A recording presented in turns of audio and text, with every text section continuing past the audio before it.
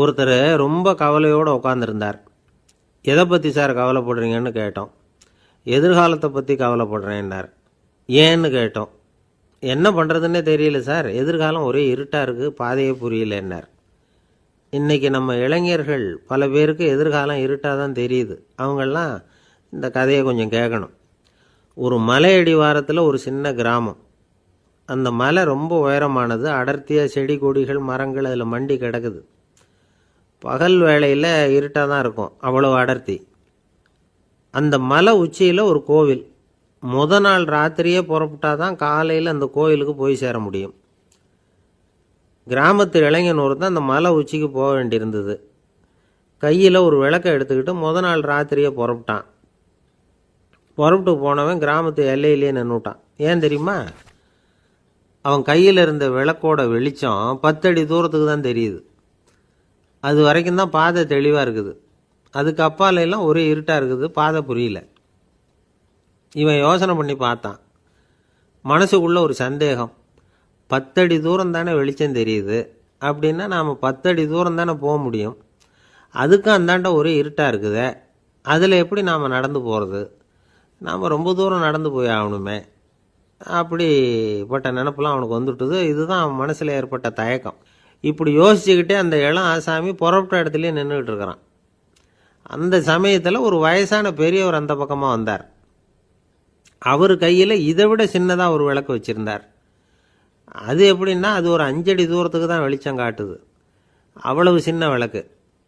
அவரும் மலை உச்சிக்கு போகிறதுக்காக தான் வந்துக்கிட்டு இருக்கிறார். அவரை பார்த்து இவன் கேட்டான், என்ன பெரியவரே, இவ்வளவு சின்ன விளக்கை வச்சுக்கிட்டு அவ்வளவு தூரத்துக்கு எப்படி மலையேற போகிறீங்க அப்படின்னு கேட்டான். நீ ஏன் இப்படி தயங்கிட்டே நிற்கிறேன்னு கேட்டார் பெரியவர். என்கிட்ட இருக்கிற விளக்கு 10 அடி தூரத்துக்கு தான் பாதையை காட்டுதுன்னா.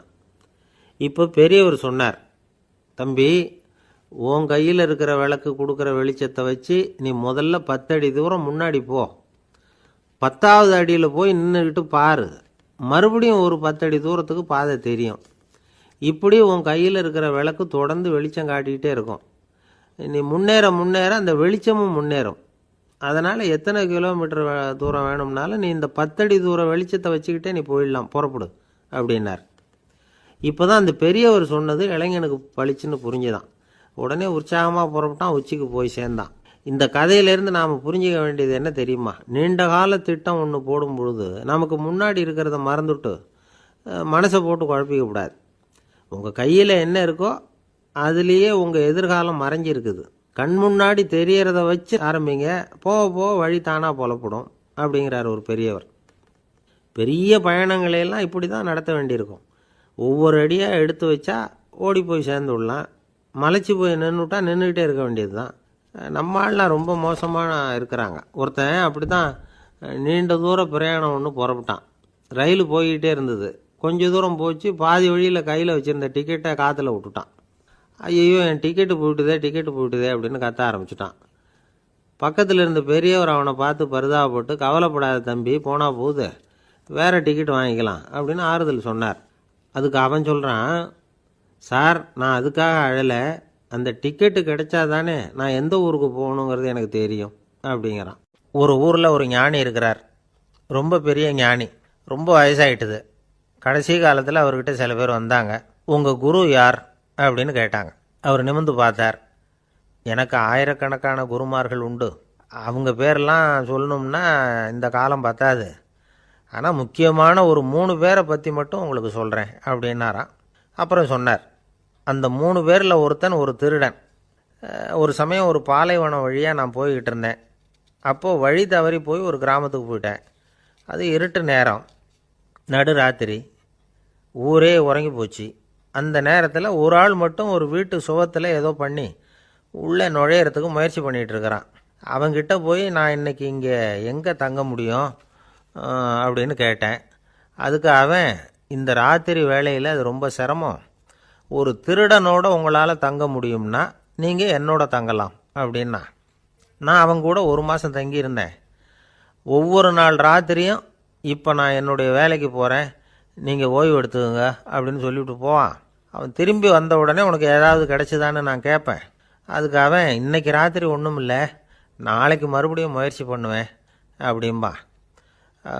எப்பவும் அவன் நம்பிக்கை இழந்ததே கிடையாது, எப்பவும் சந்தோஷமாகவே இருப்பான். நானும் ரொம்ப காலமாக தியானம் பண்ணிக்கிட்டே இருந்தேன், ஒன்றுமே நடக்கலை. ஆனால் நான் என்ன பண்ணேன் தெரியுமா, மனசு வருத்தப்படும், நம்பிக்கை இழந்துருவேன்.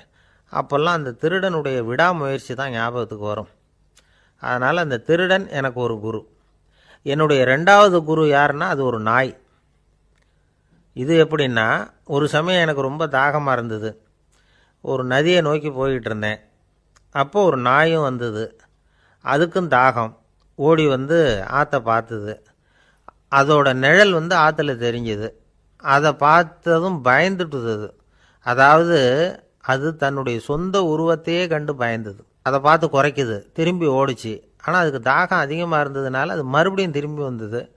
பார்த்தா மறுபடியும் தண்ணியில் நாயோட உருவம் தெரியுது.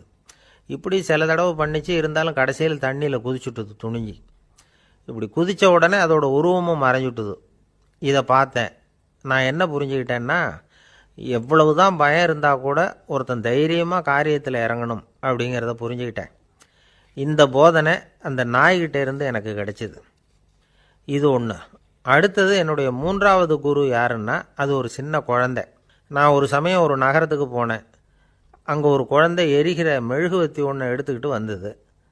நான் அந்த குழந்தைய பார்த்து வேடிக்கையாக கேட்டேன், ஏன் பாப்பா இந்த மெழுகுவத்தியை நீயாவே கொளுத்துனியா அப்படின்னு கேட்டேன்.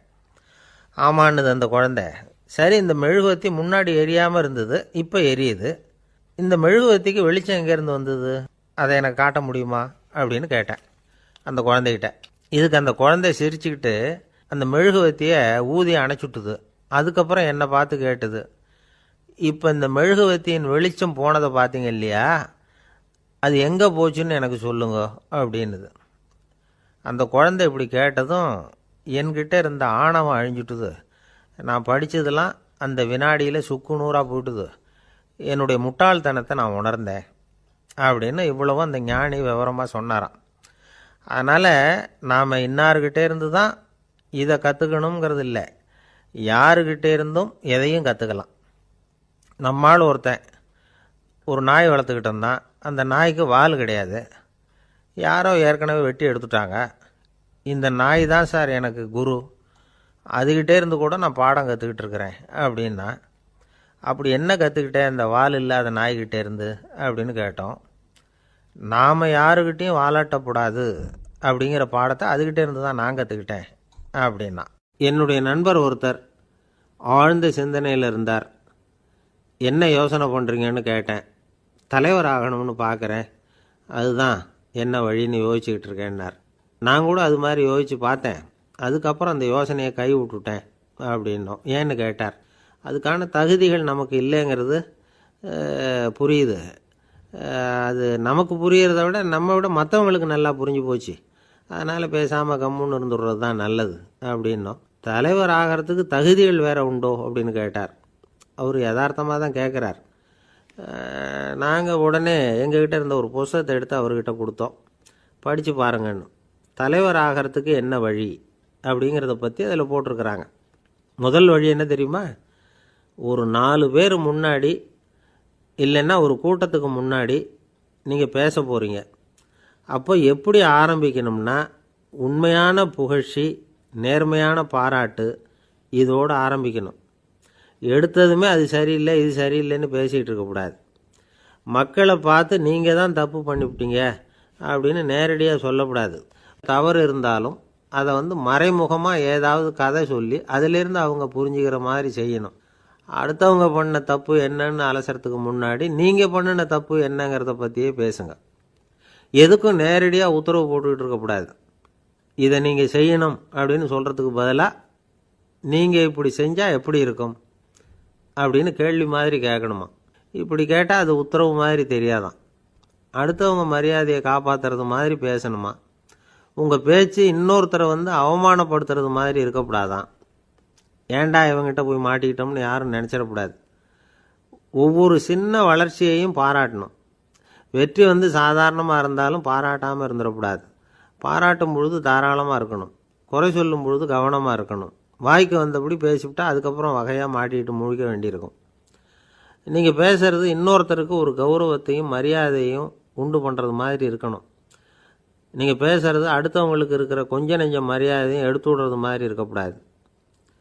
உங்கள் பேச்சை கேட்டால் கேட்குறவங்களுக்கு ஒரு ஊக்கம் வரணும், உற்சாகம் வரணும். தவறு எதுவாக இருந்தாலும் அதை சுலபமாக திருத்திக்கலாம், சரி பண்ணிக்கலாங்கிறது மாதிரி இருக்கணும் உங்கள் பேச்சு. அடுத்தவங்களை சந்தோஷப்படுத்துங்க. உங்கள் யோசனையை கேட்டு நடந்துக்கிறதுனால அந்த சந்தோஷம் அவங்களுக்கு கிடைக்கணும். இந்த தகுதியெல்லாம் உங்ககிட்ட இருந்தால் நீங்கள் ஒரு சிறந்த தலைவராகலாம் அப்படின்னு அந்த புஸ்தகத்தில் போட்டிருக்குது. இந்த காலத்தில் தலைவர் ஆகிறதுக்கு வேறு சில தகுதிகள்லாம் கூட தேவைப்படுது. ஒரு புள்ள தன்னுடைய அப்பா கிட்ட, அப்பா உன்ன மாதிரியே நானும் அரசியலில் சேரணும், தலைவர் ஆகணும்னு ஆசைப்படுறேன், இன்னையிலேருந்து எனக்கு அரசியல் பாடம் கற்றுக் கொடு அப்படின்னு கேட்டிருக்கான். அவரும் சரின்னு சொல்லிவிட்டு ஒரு பெரிய ஏணியை எடுத்துகிட்டு வந்தாராம். ஒரு செவுத்தில் சாத்தினார். இந்த ஏணியில் ஏறி உயர போய் அங்கே பரன் மேலே இருக்கிற ஒரு புத்தகத்தை எடுத்துகிட்டு வாடான் இருக்கார். மகனை பார்த்து, அப்பா ஏணி ரொம்ப உயரமாக இருக்குது, நீ ஜாக்கிரதையாக இதை பிடிச்சிக்கோ, நான் ஏறி போகிறேன் அப்படின்னு நான் பையன். பயப்படாத, நான் பார்த்துக்கிறேன்னார் அப்பா. பையன் ஏணியில் ஏறினா உச்சிக்கு போனதும் அப்பா கையை எடுத்துட்டார். ஏணி அப்படியே சரிஞ்சுட்டுது. பையன் பொத்துன்னு கீழே விழுந்துட்டான். இடுப்பை பிடிச்சிக்கிட்டே எழுந்திரிச்சான். என்னப்பா இது, இப்படி என்னை ஏற விட்டுட்டு கையை விட்டுட்டியே, இப்படி கை விடலாமா அப்படின்னு கத்தியிருக்கான். அப்பா நிதானமாக சொன்னாராம், அவசரப்படாதேப்பா, அரசியலில் இதுதான் முதல் பாடம், பெத்த அப்பனாக இருந்தாலும் அவனை நம்பாதே அப்படின்னு உபதேசம் பண்ண ஆரம்பித்தாரான். ஒருத்தர் இருக்கார், நல்ல உத்தியோகத்தில் தான் இருக்கிறார், ஆனால் எப்போ பார்த்தாலும் முகத்தை வெறுப்பாக வச்சுருப்பார். அப்படியே வருவார் போவார். ஏன் சார் இப்படி இருக்கிறீங்க அப்படின்னு விசாரித்தோம். ஏன்டா இந்த வேலைக்கு வந்தோம்னு இருக்குது சார் அப்படின்னார். உங்கள் வேலை உங்களுக்கு பிடிக்கலையா அப்படின்னு கேட்டோம். இல்லைன்னார். இப்படிப்பட்டவங்க வெற்றிகரமான வாழ்க்கை வாழ முடியாது. இது நிபுணர்கள் கருத்து. வேலையை நேசிக்க தெரிந்தவர்கள் வெற்றி பெறுவார்கள் அப்படிங்கிறாங்க அவங்க. எந்த துறையாக இருந்தாலும் சரி, அந்த துறையில் வெற்றிகரமாக இருக்கிறவங்கள விசாரித்து பாருங்கள். எனக்கு என்னுடைய வேலை ரொம்ப பிடிக்கும் அப்படின்னு சொல்கிறவங்களாக தான் இருப்பாங்க. அப்படி இருந்தால் தான் அது வெற்றிகரமாக இருக்க முடியுது அவங்களால. ஒருத்தனுக்கு பிடித்தமான பொழுதுபோக்கே அவனுடைய தொழிலாக இருந்துட்டுதுன்னா அவனை மாதிரி கொடுத்து வச்சவன் வேறு யாரும் இல்லை அப்படிங்கிறார் பெர்னாட் ஷா. ஒரு தடவை மன்னர் ஹுமாயூன் உயிரை தண்ணீர் முண்டு ஊற்றுகிற தொழிலாளி ஒருத்தர் காப்பாற்றினாராம் அந்த ஹுமாயூன் உயிரை.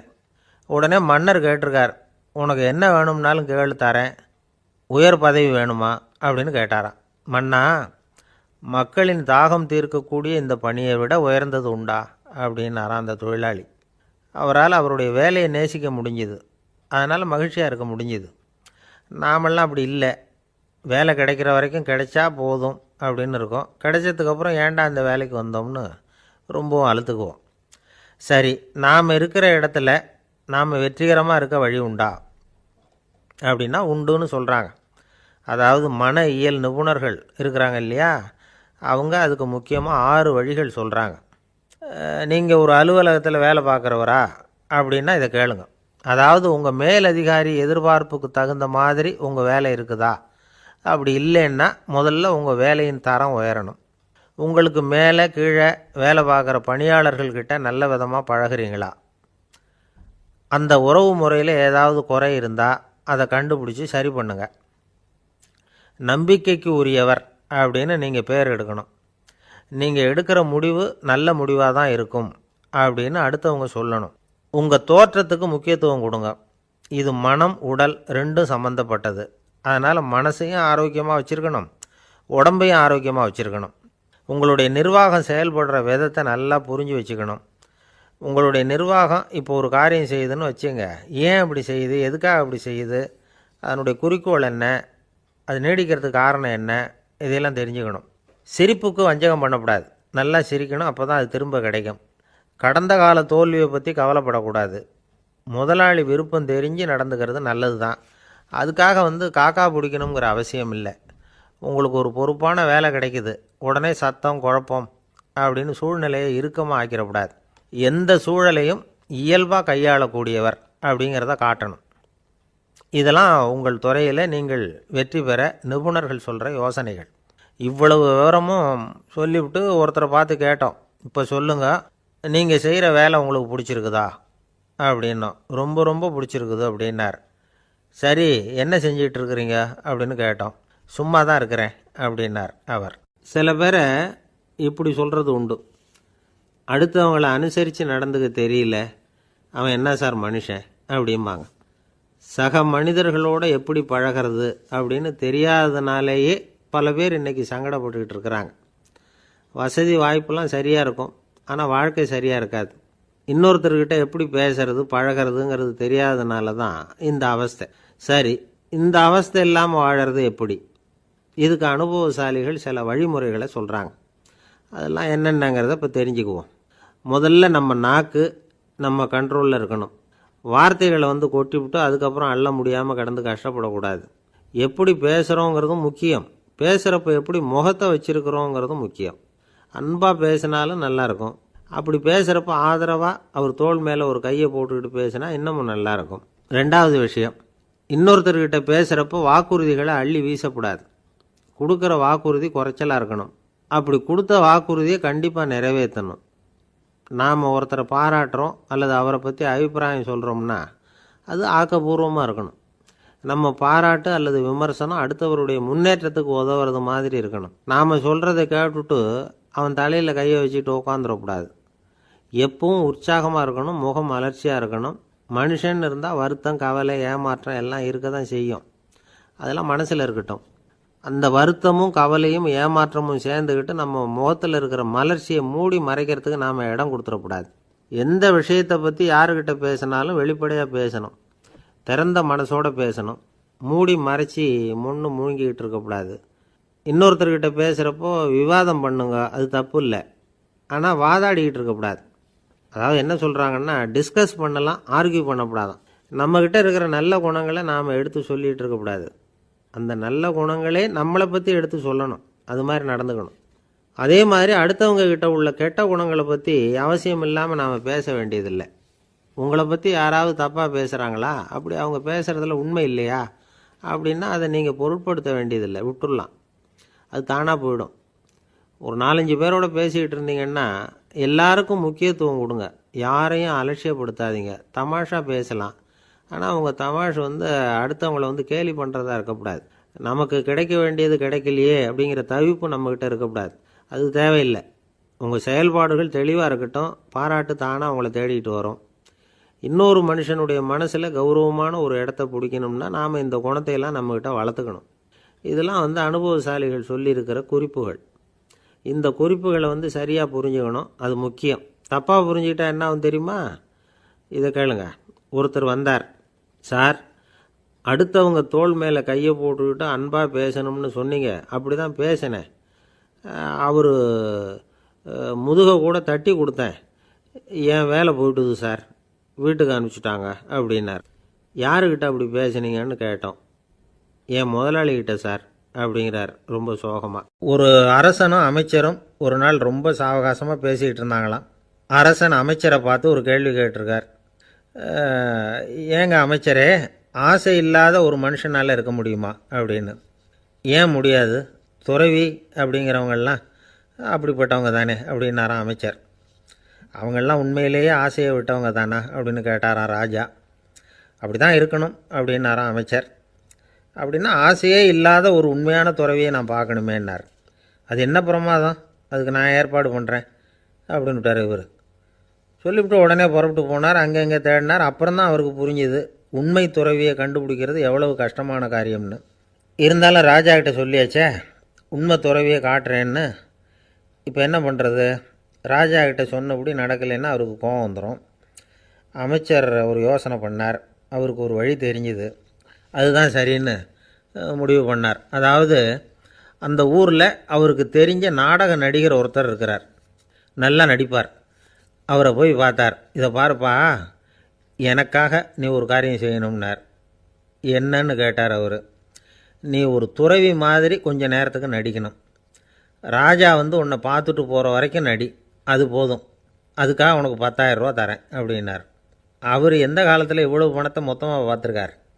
அதனால் உடனே சரின்னு ஒத்துக்கிட்டார். அமைச்சர் அரண்மனைக்கு திரும்பி வந்தார். என்ன அமைச்சரே, இன்னுமா ஒரு உண்மையான துறவி கிடைக்கலன்னார். உண்மையான துறவி ஒருத்தரை இப்போ தான் கொஞ்ச நேரத்துக்கு முன்னாடி பார்த்து பேசிவிட்டு வர்றேன். அவர் நம்ம ஊருக்கு வெளியில் குளத்தங்கரையில் உள்ள ஒரு ஆலமரத்துக்கு அடியில் உட்காந்துருக்கிறார் அப்படின்னார் இவர். அப்படின்னா உடனே புறப்படுங்க அப்படின்னார் ராஜா. பரிவாரங்களோடு புறப்பட்டார். அங்கே அந்த மரத்தடியில் அந்த ஆள் வேஷம் போட்டுக்கிட்டு துறவி மாதிரி உட்காந்துருக்கிறான். ராஜா நேராக போனார். அந்த துறவி காலில் பொத்துன்னு விழுந்து வணங்கினார். உடனே ராணியும் அவர் காலில் விழுந்தாங்க. அடுத்தபடியாக அமைச்சர் விழுந்தார். அவருக்கு தெரியும் இது நம்ம ஆள் தான்னு. இருந்தாலும் என்ன பண்ணுறது, நேரம். அப்புறம் பரிவாரங்கள்லாம் துறவி காலில் விழுந்து ஆசீர்வாதம் வாங்கிட்டாங்க. ராஜா அப்புறமா தங்கத்தட்டில் பொன்னையும் பொருளையும் வச்சு அந்த துறவிகிட்ட ரொம்ப பணிவாக நீட்டுறார். தாங்கள் தயவு பண்ணி இதை ஏற்றுக்கணும் அப்படின்னு வேண்டிக்கிட்டார். அந்த துறவி பற்றில்லாமல் அதை பார்த்தார். எல்லாத்தையும் திறந்துவிட்ட எனக்கு இதெல்லாம் எதுக்காக அப்படின்னு சொல்லி அதை மறுத்துட்டாராம். ஆஹா, உண்மையான துறவியை பார்த்துட்டோம் அப்படிங்கிற ஆனந்தம் அரசருக்கு. ரொம்ப நிம்மதியாக திருப்தியாக திரும்பி வந்தார் அரண்மனைக்கு. அதுக்கப்புறம் அமைச்சர் யாருக்கும் தெரியாமல் அந்த துறவிகிட்ட ஓடினார். சொன்ன பிரகாரம் பணத்தை நீட்டினார். இந்தப்பா, நான் உங்ககிட்ட சொன்னபடி 10,000 ரூபா பணம் எடுத்துக்கோ அப்படின்னார். அந்த ஆள் ராஜா கிட்ட சொன்னது மாதிரியே எல்லாத்தையும் திறந்துவிட்ட எனக்கு இதெல்லாம் எதுக்காக வேணாம் அப்படின்னு விட்டாரான். நடித்த வரைக்கும் போதும்ப்பா, இனிமேல் இந்த நாடக வசனம்லாம் வேணாம், வேஷத்தை கலைச்சிரு, பணத்தை வாங்கிக்கோன்னார். இல்லைங்க, இது வேஷம் இல்லை, இது வசனமும் இல்லை, இது உண்மை. கொஞ்ச நேரம் துறவி மாதிரி நடித்ததுக்கே இந்த தேசத்து ராஜா, ராணி, அமைச்சர், பரிவாரங்கள் எல்லாம் என் காலில் விழுந்து வணங்குறாங்க. அப்படின்னா உண்மையான துறவியாக இருக்கிறது எவ்வளவு பெருமையான விஷயம். நான் உண்மையான துறவியாக ஆக போகிறேன், அப்படி முடிவும் பண்ணிட்டேன் அப்படின்னார் அந்த நடிகர். வேஷம் கூட எப்படிப்பட்ட விளைவுகளை உண்டு பண்ணுது பார்த்தீங்களா. நம்மால் ஒருத்தன் ரொம்ப வசதியாக தான் இருந்தான். ஒரு நாள் அவன் சொத்து பூரா திருட்டு போட்டுது. அதுக்கப்புறம் இவன் துறவி மாதிரி ஆகிட்டான். ஊர் ஊராக சுற்றினான். ஒரு குருநாதரை தேடி கண்டுபிடிச்சான். அவர்கிட்ட சீடனாக சேர்ந்துக்கிட்டான். அவனை பார்த்து ஒருத்தர் கேட்டார், நீ உண்மையான சீடன் தானான்னு. இல்லைங்க, சீடன் மாதிரி நடிச்சுக்கிட்டு இருக்கிறேன் அப்படின்னா. அது குரு துரோகம் இல்லையா அப்படின்னு கேட்டார் அவர். இல்லைங்க, நான் பண்ணது குரு துரோகம் இல்லை, என் குரு பண்ணது தான் துரோகம். என்னுடைய பணத்தை கொள்ளையடித்தது இவர் தான். அதை எங்கே வச்சுருக்காருன்னு கண்டுபிடிக்கிறதுக்காக தான் இவர்கிட்ட வந்து சீடனாக சேர்ந்துருக்கிறேன் அப்படின்னா. ஒரு பல்கலைக்கழகம், அங்கே ஒரு இலக்கிய பேராசிரியர், அவர் பாடம் நடத்திக்கிட்டு இருந்தார். ராபர்ட் ப்ரௌனிங் எழுதிய கவிதைகளை பற்றி சொல்லிகிட்டு இருக்கிறார். மாணவர்களும் ரொம்ப அக்கறையாக அதை கேட்டுக்கிட்டு இருக்கிறாங்க. ஒரு குறிப்பிட்ட கவிதையை பற்றி சொல்லும் பொழுது அந்த பேராசிரியருக்கே ஒரு சந்தேகம். அதாவது அந்த கவிதையின் சரியான அர்த்தம் என்னங்கிறதுல சந்தேகம். பேராசிரியர் யோசனை பண்ணார். அந்த கவிதையை முழுசாக புரிஞ்சிக்க முடியல. அதனால் மாணவர்களை பார்த்து சொன்னார், மாணவர்களே, ஒரு நாள் பொறுத்துக்குங்க. இந்த கவிதையை எழுதின கவிஞர் எங்கள் வீட்டுக்கு பக்கத்தில் தான் இருக்கிறார். இன்றைக்கி சாயந்தரம் நான் அவரை நேரிலேயே போய் பார்க்குறேன். பார்த்து இதுக்கு என்னங்க அர்த்தம்னு கேட்டுட்டு வந்துவிடுறேன். அதுக்கப்புறம் உங்ககிட்ட சொல்கிறேன் அப்படின்னாராம். அன்றைக்கி சாயந்தரமே அந்த பேராசிரியர் கவிஞரை தேடிக்கிட்டு போயிட்டார். கவிஞர் அவங்க வீட்டில் அவர் பாட்டு உட்காந்துருந்தாராம். இவர் போய் அவர் முன்னாடி உட்காந்தார். அப்புறம் கேட்டார், ஐயா, அந்த கவிதையின் முழு பொருள் என்னன்னு தெரிஞ்சுட்டு போகிறதுக்காக வந்திருக்கிறேன் அப்படின்னாராம். எந்த கவிதை அப்படின்னாராம் அவர். இவர் அந்த கவிதையை சொல்லியிருக்கார். கவிஞர் கொஞ்சம் யோசனை பண்ணிவிட்டு அப்புறம் சொன்னாராம், பேராசிரியரே, நீங்கள் கொஞ்சம் தாமதமாக வந்துட்டீங்கன்னாராம். இவருக்கு ஒன்றும் புரியல. நீங்கள் என்ன சொல்கிறீங்க, நான் தாமதமாக வந்துட்டேன்னா? நீங்கள் தான் உயிரோடு இருக்கிறீங்களே, அப்படி இருக்கும்பொழுது நான் தாமதமாக வந்துவிட்டேன்னா அது எப்படி அப்படின்னு இவர் குழம்பியிருக்கிறார். இப்போ கவிஞர் சொன்னாராம், ஐயா, நான் உயிரோடு இருக்கிறேன்னா இல்லையாங்கிறது முக்கியம் இல்லை. நான் அந்த கவிதை வரிகளை எழுதினப்போ 2 பேருக்கு அதோட அர்த்தம் தெரிஞ்சிருந்தது. இப்போ ஒரே ஒருத்தருக்கு தான் அதோட அர்த்தம் தெரியும் அப்படின்னாராம். பேராசிரியர் யோசனை பண்ணியிருக்கார். அப்படின்னா அந்த ஒருத்தர் கவிஞர் ராபர்ட் ப்ரௌனிங்கை தவிர வேறு யாராக இருக்க முடியும்? இவர் தான் அப்படிங்கிறத அவர் மனசில் நினச்சிக்கிட்டார். அதனால் சொன்னார், ஐயா, நான் தாமதமாக வரல, அந்த கவிதையின் பொருள் என்ன அது சொல்லுங்கன்னார். பேராசிரியரே, நான் சொல்கிறது உங்களுக்கு புரியலைன்னு நினைக்கிறேன். நான் இந்த வரிகள் எழுதினப்போ 2 பேருக்கு அதோட அர்த்தம் தெரிஞ்சிருந்தது. அந்த 2 பேர் யாருன்னா, ஒருத்தர் ராபர்ட் ப்ரௌனிங், அதாவது நான், இன்னொருத்தர் கடவுள். இப்போ அது கடவுளுக்கு மட்டும்தான் தெரியும். நானே இதை பற்றி பல தடவை யோசனை பண்ணி பார்த்தேன். இது ரொம்ப அழகானது, ஆனாலும் ரொம்ப வழுக்கலானது. அதை பிடிச்சிட்டோம்னு நினச்சிக்கிட்டு இருக்கும் பொழுதே காற்று மாதிரி அது உங்ககிட்ட இருந்து ஓடி போயிடுது. எனக்கு ரொம்பவும் வருத்தமாக தான் இருக்குது. நிச்சயமாக நான் தான் இந்த வரிகளை எழுதியிருக்கிறேன். அதில் அர்த்தம் இருக்குங்கிறது எனக்கு தெரியும், அதை நான் உணர்றேன். ஆனால் நீங்கள் என்னை மன்னிக்கணும். எனக்கே கூட அதை என்னால் விளக்க முடியல. அப்படி இருக்கும் பொழுது உங்களுக்கு எப்படி அதை நான் விளக்க முடியும் அப்படின்னாராம் அந்த கவிஞர். அனுபவிக்கப்படக்கூடிய எல்லாமே விளக்கப்படக்கூடிய ஒன்றல்ல, விளக்கப்படும் எல்லாமே அனுபவிக்கப்படக்கூடிய ஒன்றல்ல அப்படிங்கிறது ஞானிகளுடைய கருத்து. அதுக்காக தான் அந்த சம்பவம். வாழ்க்கையில் நீங்கள் தொடர்ந்து ஆய்வு செய்து கொண்டே இருக்கக்கூடிய விளக்கங்களை ஒருபோதும் அடைய முடியாத பரிமாணங்கள் இருக்கிறதுனால தான் அது அலுப்பு தட்டாமல் இருக்குது. உங்களால் நிறைய அனுபவிக்க முடியும். இருந்தாலும் நீங்கள் அனுபவித்து அறிந்த விஷயங்கள் கூட வார்த்தைகளால் விளக்கப்பட முடிவதில்லை அப்படிங்கிறது பெரியோர் சிந்தனை. இதெல்லாம் ஒரு பக்கம் இருக்கட்டும். நமக்கு தெரிஞ்ச பேராசிரியர் ஒருத்தர் 1 மணி நேரம் ரொம்ப விவரமாக வகுப்பு எடுத்தார். கடைசியாக சொன்னார், மாணவர்களே, ரொம்பவும் எளிமையாக விளக்கமாக எல்லா விவரமும் சொல்லியிருக்கிறேன். அதனால் இதில் உங்களுக்கு சந்தேகம் வர்றதுக்கு வாய்ப்பே இல்லை. இருந்தாலும் கேட்க வேண்டிய கடமை கேட்குறேன். இது வரைக்கும் நடத்தினதில் யாருக்காவது ஏதாவது சந்தேகம் உண்டா அப்படின்னு கேட்டாராம். எனக்கு ஒரே ஒரு சந்தேகம்தான் சார் அப்படின்னு எழுந்திரிச்சு நிற்கிறான் ஒருத்தன். என்னன்னு கேட்டாராம். இது வரைக்கும் நீங்கள் என்ன பாடம் சார் நடத்துனீங்க அப்படின்னானா அவன். ஒரு ஆஃபீஸில் வேலை பார்க்குற ஒருத்தர் ஏதோ தப்பு பண்ணிவிட்டார். உடனே மேல் அதிகாரி அவரை கூப்பிட்டு அனுப்புனார். நீ செஞ்சது தப்புன்னார் கோபமாக. இது ஒரு ரகம். சில அதிகாரிகள் இப்படி நீங்கள் செஞ்சது தப்புன்னு சொல்கிறதில்ல, நீங்கள் செஞ்சது சரி அப்படின்னு சொல்கிறதில்ல. எப்படி சொல்லுவாங்கன்னா, நீங்கள் செஞ்சது சரியில்லைன்னு நான் நினைக்கிறேன் அப்படின்னு சொல்லுவாங்களாம். அதாவது சில பேர் நீங்கள் செஞ்சது தப்புங்கிறாங்க, அதையே மாற்றி சொல்கிறாரு இவர், நீங்கள் செஞ்சது சரியில்லைன்னு நினைக்கிறேன். இது ரெண்டும் அர்த்தம் ஒன்று தான், இருந்தாலும் வார்த்தைகள் வித்தியாசம். நிர்வாக திறமை இல்லாத ஒரு அதிகாரி யூ ஆர் ராங் அப்படின்னு சொல்லுவாராம். நிர்வாக திறமை உள்ள அதிகாரியாக இருந்தால் அதையே கொஞ்சம் மாற்றி I think you are not correct அப்படிம்பாராம். இதுதான் வித்தியாசம். இருந்தாலும் வார்த்தைகளை உபயோகப்படுத்துகிற விதத்தை வச்சு தான் வேலை நல்லா நடக்கிறதும் நடக்காததும் இருக்குது. விவரம் தெரிஞ்சவங்க என்ன சொல்கிறாங்க தெரியுமா? Be a leader not a boss அப்படிங்கிறாங்க. ஒரு லீடராக இரு, பாஸாக இருக்காதே அப்படிங்கிறாங்க. சரி, அப்படின்னா லீடருக்கும் பாஸுக்கும் வித்தியாசம் உண்டா அப்படின்னு கேட்டால் இருக்குன்னு சொல்கிறாங்க. லீடருங்கிறவர் வேறு, பாஸுங்கிறவர் வேறு. ஒரு லீடர் எப்படி நடந்துக்குவார், ஒரு பாஸ் எப்படி நடந்துக்குவார், இதை முதல்ல நாம் தெரிஞ்சுக்கணும். அவங்க எப்படி நடந்துக்குவாங்க அப்படிங்கிறதுக்கு சில விவரங்கள் இருக்குது. அதை கேட்டோம்னா நாம் புரிஞ்சுக்கலாம் அதை. அதாவது பாஸுங்கிறவர் விரட்டிக்கிட்டே இருப்பார், லீடருங்கிறவர் ஊக்கப்படுத்திக்கிட்டே இருப்பார். நாளைக்கு சாயந்தரத்துக்குள்ளே அந்த வேலையை செஞ்சு முடிக்கலைன்னா தொலைச்சி விடுவோம் தொலைச்சி அப்படிம்பார் அவர். இவர் எப்படி சொல்லுவார்னா, இது வரைக்கும் நீங்கள் செஞ்சுருக்கிற வேலை ரொம்ப அற்புதம் அப்படிம்பார். பாஸுங்கிறவர் அதிகாரத்தை நம்பி செயல்படுறவர், லீடருங்கிறவர் நல்லெண்ணத்தை நம்பி செயல்படுறவர். நம்மக்கிட்ட அதிகாரம் இருக்குது, பவர் இருக்குது, அதனால் காரியத்தை சாதிச்சுடலாம் அப்படின்னு நினைக்கிறவர் அவர். மற்றவங்க கிட்ட ஒரு நல்ல அபிப்பிராயத்தை சம்பாதிச்சுக்கிட்டு அது மூலமாக காரியங்களை சாதிக்கிறவர் இவர். பாஸுங்கிறவர் பயத்தை உண்டு பண்ணுவார், லீடருங்கிறவர் அன்பை பரவ செய்வார். அதை செய்யலைன்னா ஆடிட்டில் தகராறாயிடும், இது செய்யலைன்னா இன்க்ரிமெண்ட்டு கட் ஆகிடும், இப்படி ஏதாவது சொல்லி பயமுறுத்திக்கிட்டே இருப்பார் அவர். இவர் அப்படி இல்லை. உடம்பு இப்படி இருக்குது, வீட்டில் எல்லோரும் சௌக்கியமாக இருக்கிறாங்களா, ஆஃபீஸில் எல்லாம் வசதியாக இருக்குதா, நான் ஏதாவது உதவி செய்யணுமா அப்படின்னு அன்புக்கு முக்கியத்துவம் கொடுப்பார். பாஸுங்கிறவர் எதுக்கெடுத்தாலும் நான் சொல்லிகிட்டு இருப்பார், லீடருங்கிறவர் நாமன்னு சொல்லிகிட்டு இருப்பார். பாஸுங்கிறவர் தப்புக்கு காரணம் யாருன்னு பார்ப்பார், லீடருங்கிறவர் தப்பு என்னன்னு பார்ப்பார். இதுதான் ரெண்டு பேருக்கு வித்தியாசம். The boss shows who is wrong, the leader shows what is wrong அப்படின்னு சொல்லுவாங்க. இந்த காரியம் எப்படி செய்யப்பட்டிருக்கு அப்படின்னு தெரிஞ்சுக்கிறவர் பாஸ், இந்த காரியத்தை எப்படி செய்யணும்னு செஞ்சு காட்டுறவர் லீடர். பாஸுங்கிறவர் பணியாளர்களை திட்டுவார், லீடர் மரியாதைக்குரியவராக நடத்துவார், அதுக்குரியவராக அவர் நடந்துக்குவார். செய்கிற வேலையை ஒரு சுமையாக நினைக்க வைக்கிறவர் பாஸ், செய்கிற வேலையை ஒரு சந்தோஷமாக ஆக்கிறவர் லீடர். ஒரு முதலாளியாக இருக்கிறவர் அல்லது ஒரு நிர்வாகியாக இருக்கிறவர் இது மாதிரியான நுணுக்கங்களையெல்லாம் தெரிஞ்சு வச்சுக்கிறது நல்லது. ஒரு பாஸ் இருக்கார், அவர் ஒரு நாள் ரொம்ப பெருமையாக தன்னோட ஆஃபீஸை பற்றி பேசிக்கிட்டு இருந்தார். எனக்கு கீழே 200 பேர் வேலை செய்கிறாங்க சார், நான் ஒரு கோடு கிழிச்சா அவங்க அதை தாண்டாத அளவுக்கு நான் நடந்துக்கிறேன் சார் அப்படின்னார் அவர். அது எப்படி முடியுது உங்களால் அப்படின்னு கேட்டோம்.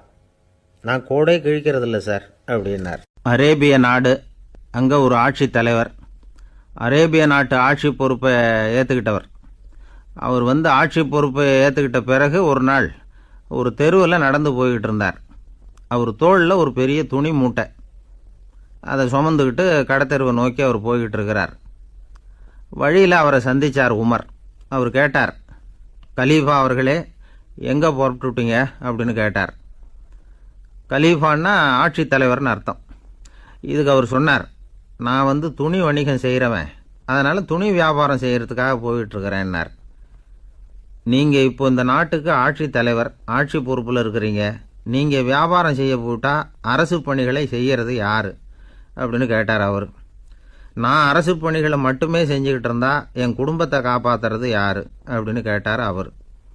இப்படி கேட்டவர் யார் தெரியுமா? அவர் தான் அபூபக்கர், இறை தூதர் முகமது அவர்களுக்கு பிறகு கலீஃபாவாக தேர்ந்தெடுக்கப்பட்டவர். அப்போலாம் ஆட்சி தலைவர்களுக்கு சம்பளம்னு எதுவும் கிடையாது. இந்த பிரச்சனையை எப்படி தீர்க்கிறதுன்னு யோசனை பண்ணார் உமர். அபு உபைதா அவர்கள்கிட்ட அழைச்சிட்டு போனார். அவர் யாருன்னா, அவர் தான் பொது நிதி கருவூலத்தின் பொறுப்பாளர்.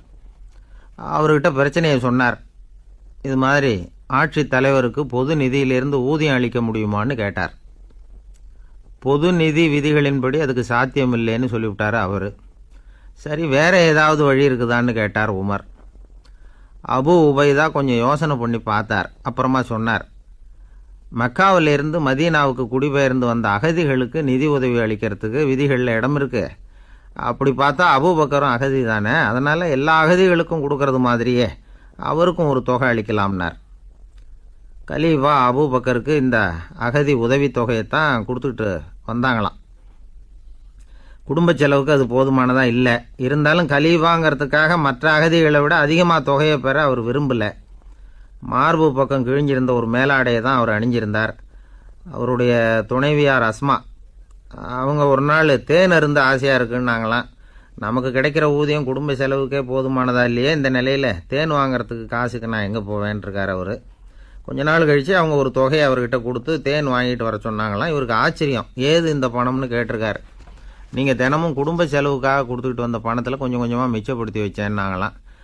அபூபக்கர் அந்த பணத்தை எடுத்துக்கிட்டு நேராக பொது நிதி கருவூல பொறுப்பாளர்கிட்ட போனார். இந்த பணத்தை பொது நிதியில் சேர்த்துருங்க, இது அதிகப்படியாக எனக்கு தரப்பட்டு வந்த ஊதியம், அடுத்த மாதத்திலேருந்து இந்த தொகையை குறைச்சிங்கன்னு வேற சொல்லிவிட்டாராம்.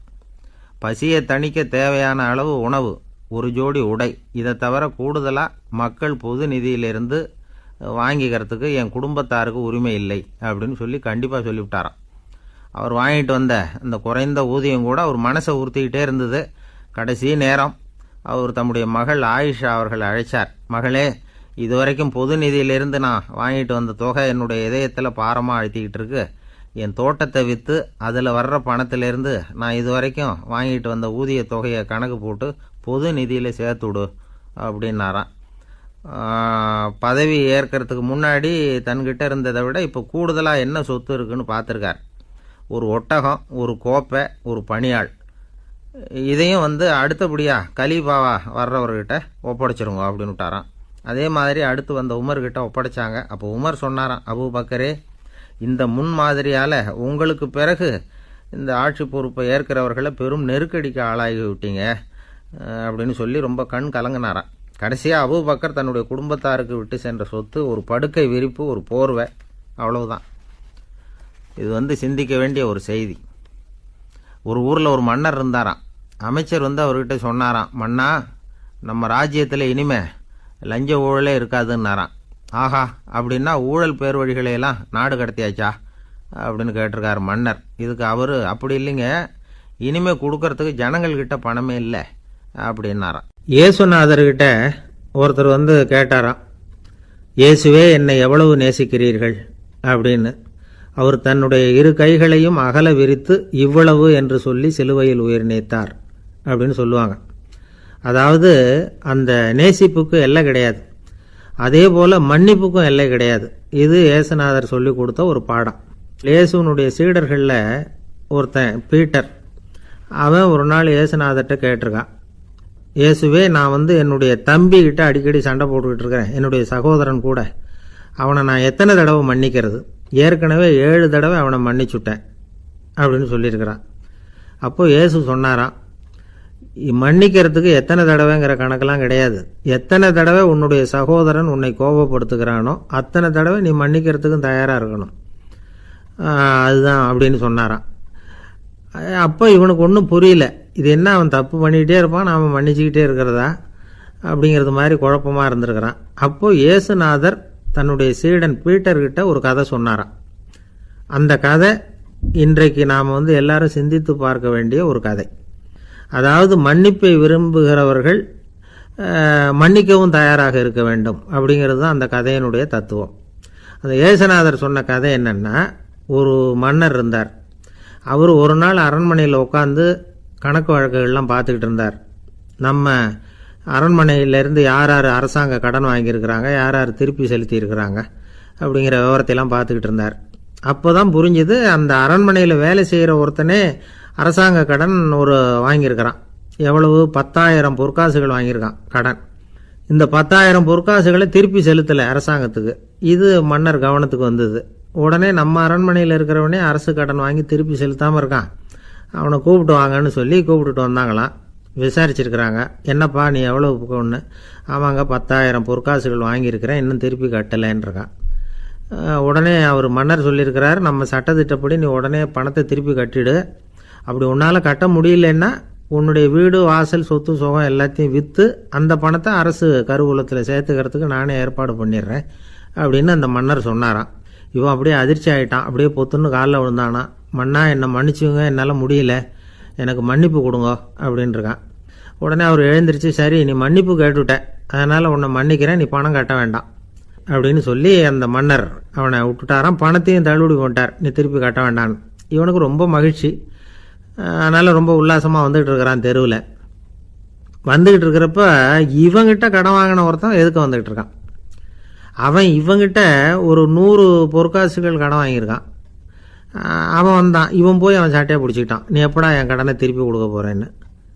அவன் இப்போ முடியல, கொஞ்சம் பொறுத்துக்கா, அப்புறம் தரேன் இருக்கான். அதெல்லாம் முடியாது, நீ கொடுத்து தான் ஆகணும் அப்படின்னு இவன் புடிவமாக சொல்கிறான். இப்போ நிலைமையை பாருங்கள், இவன் ஏற்கனவே 10,000 பொற்காசுகள் அரசாங்கத்தில் கடன் வாங்கினா அதுக்கு மன்னிச்சு விட்டுட்டார் இவனை. ஆனால் இவன் இன்னொருத்தனை மன்னிக்கிறதுக்கு தயாராக இல்லை. இவங்கிட்ட கடன் வாங்கின இன்னொருத்தன் 10 பொற்காசுகள், அவனை மன்னிக்க தயாராக இல்லை. அவனை கொண்டு போய் நீதிமன்றத்தில் கொண்டு போய் நிறுத்தி தண்டனை வாங்கி கொடுத்துட்டான். நீதிபதி என்ன சொன்னார், அந்த இவன் வாங்கின பொற்காசுகளை திருப்பி கட்டுற வரைக்கும் ஜெயிலில் இருக்கணுங்கிறது தீர்ப்பு.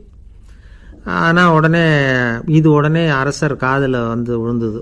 சொல்லிட்டாங்க, உங்ககிட்ட மன்னிப்பு வாங்கிட்டு போனானே ஒருத்தன், அவன் இன்னொருத்தனை மன்னிக்கிறதுக்கு தயாராக இல்லை, அவனை கொண்டு போய் ஜெயிலில் அடைச்சிட்டான் அப்படின்னு. உடனே மன்னர் பார்த்தார், இவனை மறுபடியும் கூப்பிட்டு வர சொன்னார். தபாரப்பா, நான் உன்னை மன்னிச்சு விட்டேன், ஆனால் நீ இன்னொருத்தனை மன்னிக்கிறதுக்கு தயாராக இல்லை, அதனால் என்னுடைய தீர்ப்பையும் மாற்றுறேன், நீயும் அரசு கடன் தீர்ற வரைக்கும் ஜெயிலில் தான் இருக்கணும் அப்படின்னு சொல்லி ஜெயிலுக்கு அனுப்பிச்சிட்டாராம். இப்படி ஒரு கதையை இயேசுநாதர் தன்னுடைய சீடருக்கு சொன்னதாக ஒரு வரலாறு. அது என்ன, அதிலேருந்து நாம் புரிந்து கொள்ள வேண்டியதுன்னா, நாம் மன்னிக்கப்படணும்னு நாம் விரும்புகிறோம்னா நாம் இன்னொருத்தரை மன்னிக்கிறதுக்கு தயாராக இருக்கணும். அதனால் நாம் இன்னொருத்தரை யாரையும் மன்னிக்க மாட்டோம், ஆனால் என்ன இன்னொருத்தர் மன்னிக்கணும் அப்படிங்கிறது மாதிரி செய்யக்கூடாதுன்னு சொல்லுவாங்க. அது மாதிரி நாம் இப்போ இது தப்பாக புரிஞ்சுக்கிறவங்களும் இருக்கிறாங்க. பாவம் மன்னிப்புங்கிறதெல்லாம் எதுக்குன்னா, அதாவது மறுபடியும் பாவம் செய்யாமல் இருக்கிறதுக்காக தான். அதான் மன்னிக்கிறாரே அப்படிங்கிறதுக்காக மறுபடியும் பாவம் பண்ணிகிட்டு இருக்கிறது இல்லை. அதான் ஒருத்தர் கேட்டாராம், பாவத்திலேருந்து மன்னிப்பு கிடைக்கணும்னா நீ என்ன செய்யணும் அப்படின்னு கேட்டிருக்கார். அதுக்கு அவன் சொல்லியிருக்கிறான், நான் முதல்ல பாவம் செய்யணும், அப்போ தானே மன்னிப்பு கிடைக்கும் அப்படின்னு நானாம். இப்படிப்பட்டவர்கள் தான் இன்றைக்கி உலகத்தில் அதிகமாக இருக்கிறாங்க. அதனால் இந்த மன்னிப்பின் மகத்துவங்கிறது இயேசுநாதர்கிட்டேருந்து தான் நாம் புரிஞ்சுக்கணும். அந்த இயேசு சொன்ன அந்த மன்னிக்கிற மனோபாவம் இருந்தால் இன்றைக்கி உலகம் பூராவும் அமைதி பூங்காவாக இருக்கும். அதில் ஒன்றும் ஆச்சரியமே இல்லை, அதில் ஒன்றும் சந்தேகமும் இல்லை. அதனால் மன்னிக்கிற மனோபாவத்தை நாம் எல்லாரும் நமக்குள்ளே வளர்த்து கொள்ள வேண்டும் அப்படிங்கிறது தான் நாம் இன்றைக்கு எல்லோரும் சிந்தித்து பார்க்க வேண்டிய ஒரு செய்தி. ஆள் ராமகிருஷ்ணரை தேடி வந்தான். அவன் கையில் 1000 பொற்காசுகள் வச்சுருந்தான். அதை அவர்கிட்ட கொடுத்து இதை ஏற்றுக்கணும் அப்படின்னு ரொம்ப பணிவாக கேட்டுக்கிட்டான். அவர் பார்த்தார், இது எனக்கு தேவையில்லை, ஆனாலும் உன்னுடைய மனசை புண்படுத்துறதுக்கு நான் விரும்பலை, அதனால் நீ கொடுக்குறத வாங்கிக்கிறேன்னார். வாங்கிக்கிட்டார். அப்புறம் கேட்டார், இதை பாரு, இனிமேல் இதெல்லாம் என்னுடைய இது தானே அப்படின்னார். ஆமாம், அதையெல்லாம் நான் உங்களுக்கே கொடுத்துட்டேன்னா அவன். சரி, இப்போ நீ எனக்காக ஒரு காரியம் பண்ணணும்னார். என்ன செய்யணும்னு சொல்லுங்கன்னா, இந்த நாணயங்களையெல்லாம் எடுத்துக்கிட்டு போய் கங்கை நதியில் எரிஞ்சுட்டு வா அப்படின்னார். இவனுக்கு அதிர்ச்சியாக போச்சு. என்ன பண்ணுறது, இனிமேல் அது முடியாதுன்னு சொல்ல முடியாது. ஏன்னா அந்த நாணயங்களையெல்லாம் அவருக்கே கொடுத்துட்டான். இனிமேல் அதெல்லாம் இவனுடையது இல்லை. பேசாமல் அவ்வளோவே அள்ளிக்கிட்டு ஆத்தங்கரைக்கு போனான். போனவன் ரொம்ப நேரம் திரும்பியே வரல. ராமகிருஷ்ணருக்கு சந்தேகம், என்ன ஆச்சு அந்த மனுஷனுக்கு, காசுகளோடு அந்த கங்கையில் குதிச்சுட்டானா, போகும்பொழுதே ஒரு மாதிரியாக தான் போனான், போய் என்னன்னு பார்த்துட்டு வாங்க அப்படின்னார். அங்கே இருந்த ஒருத்தர் ஓடி போய் பார்த்தார்.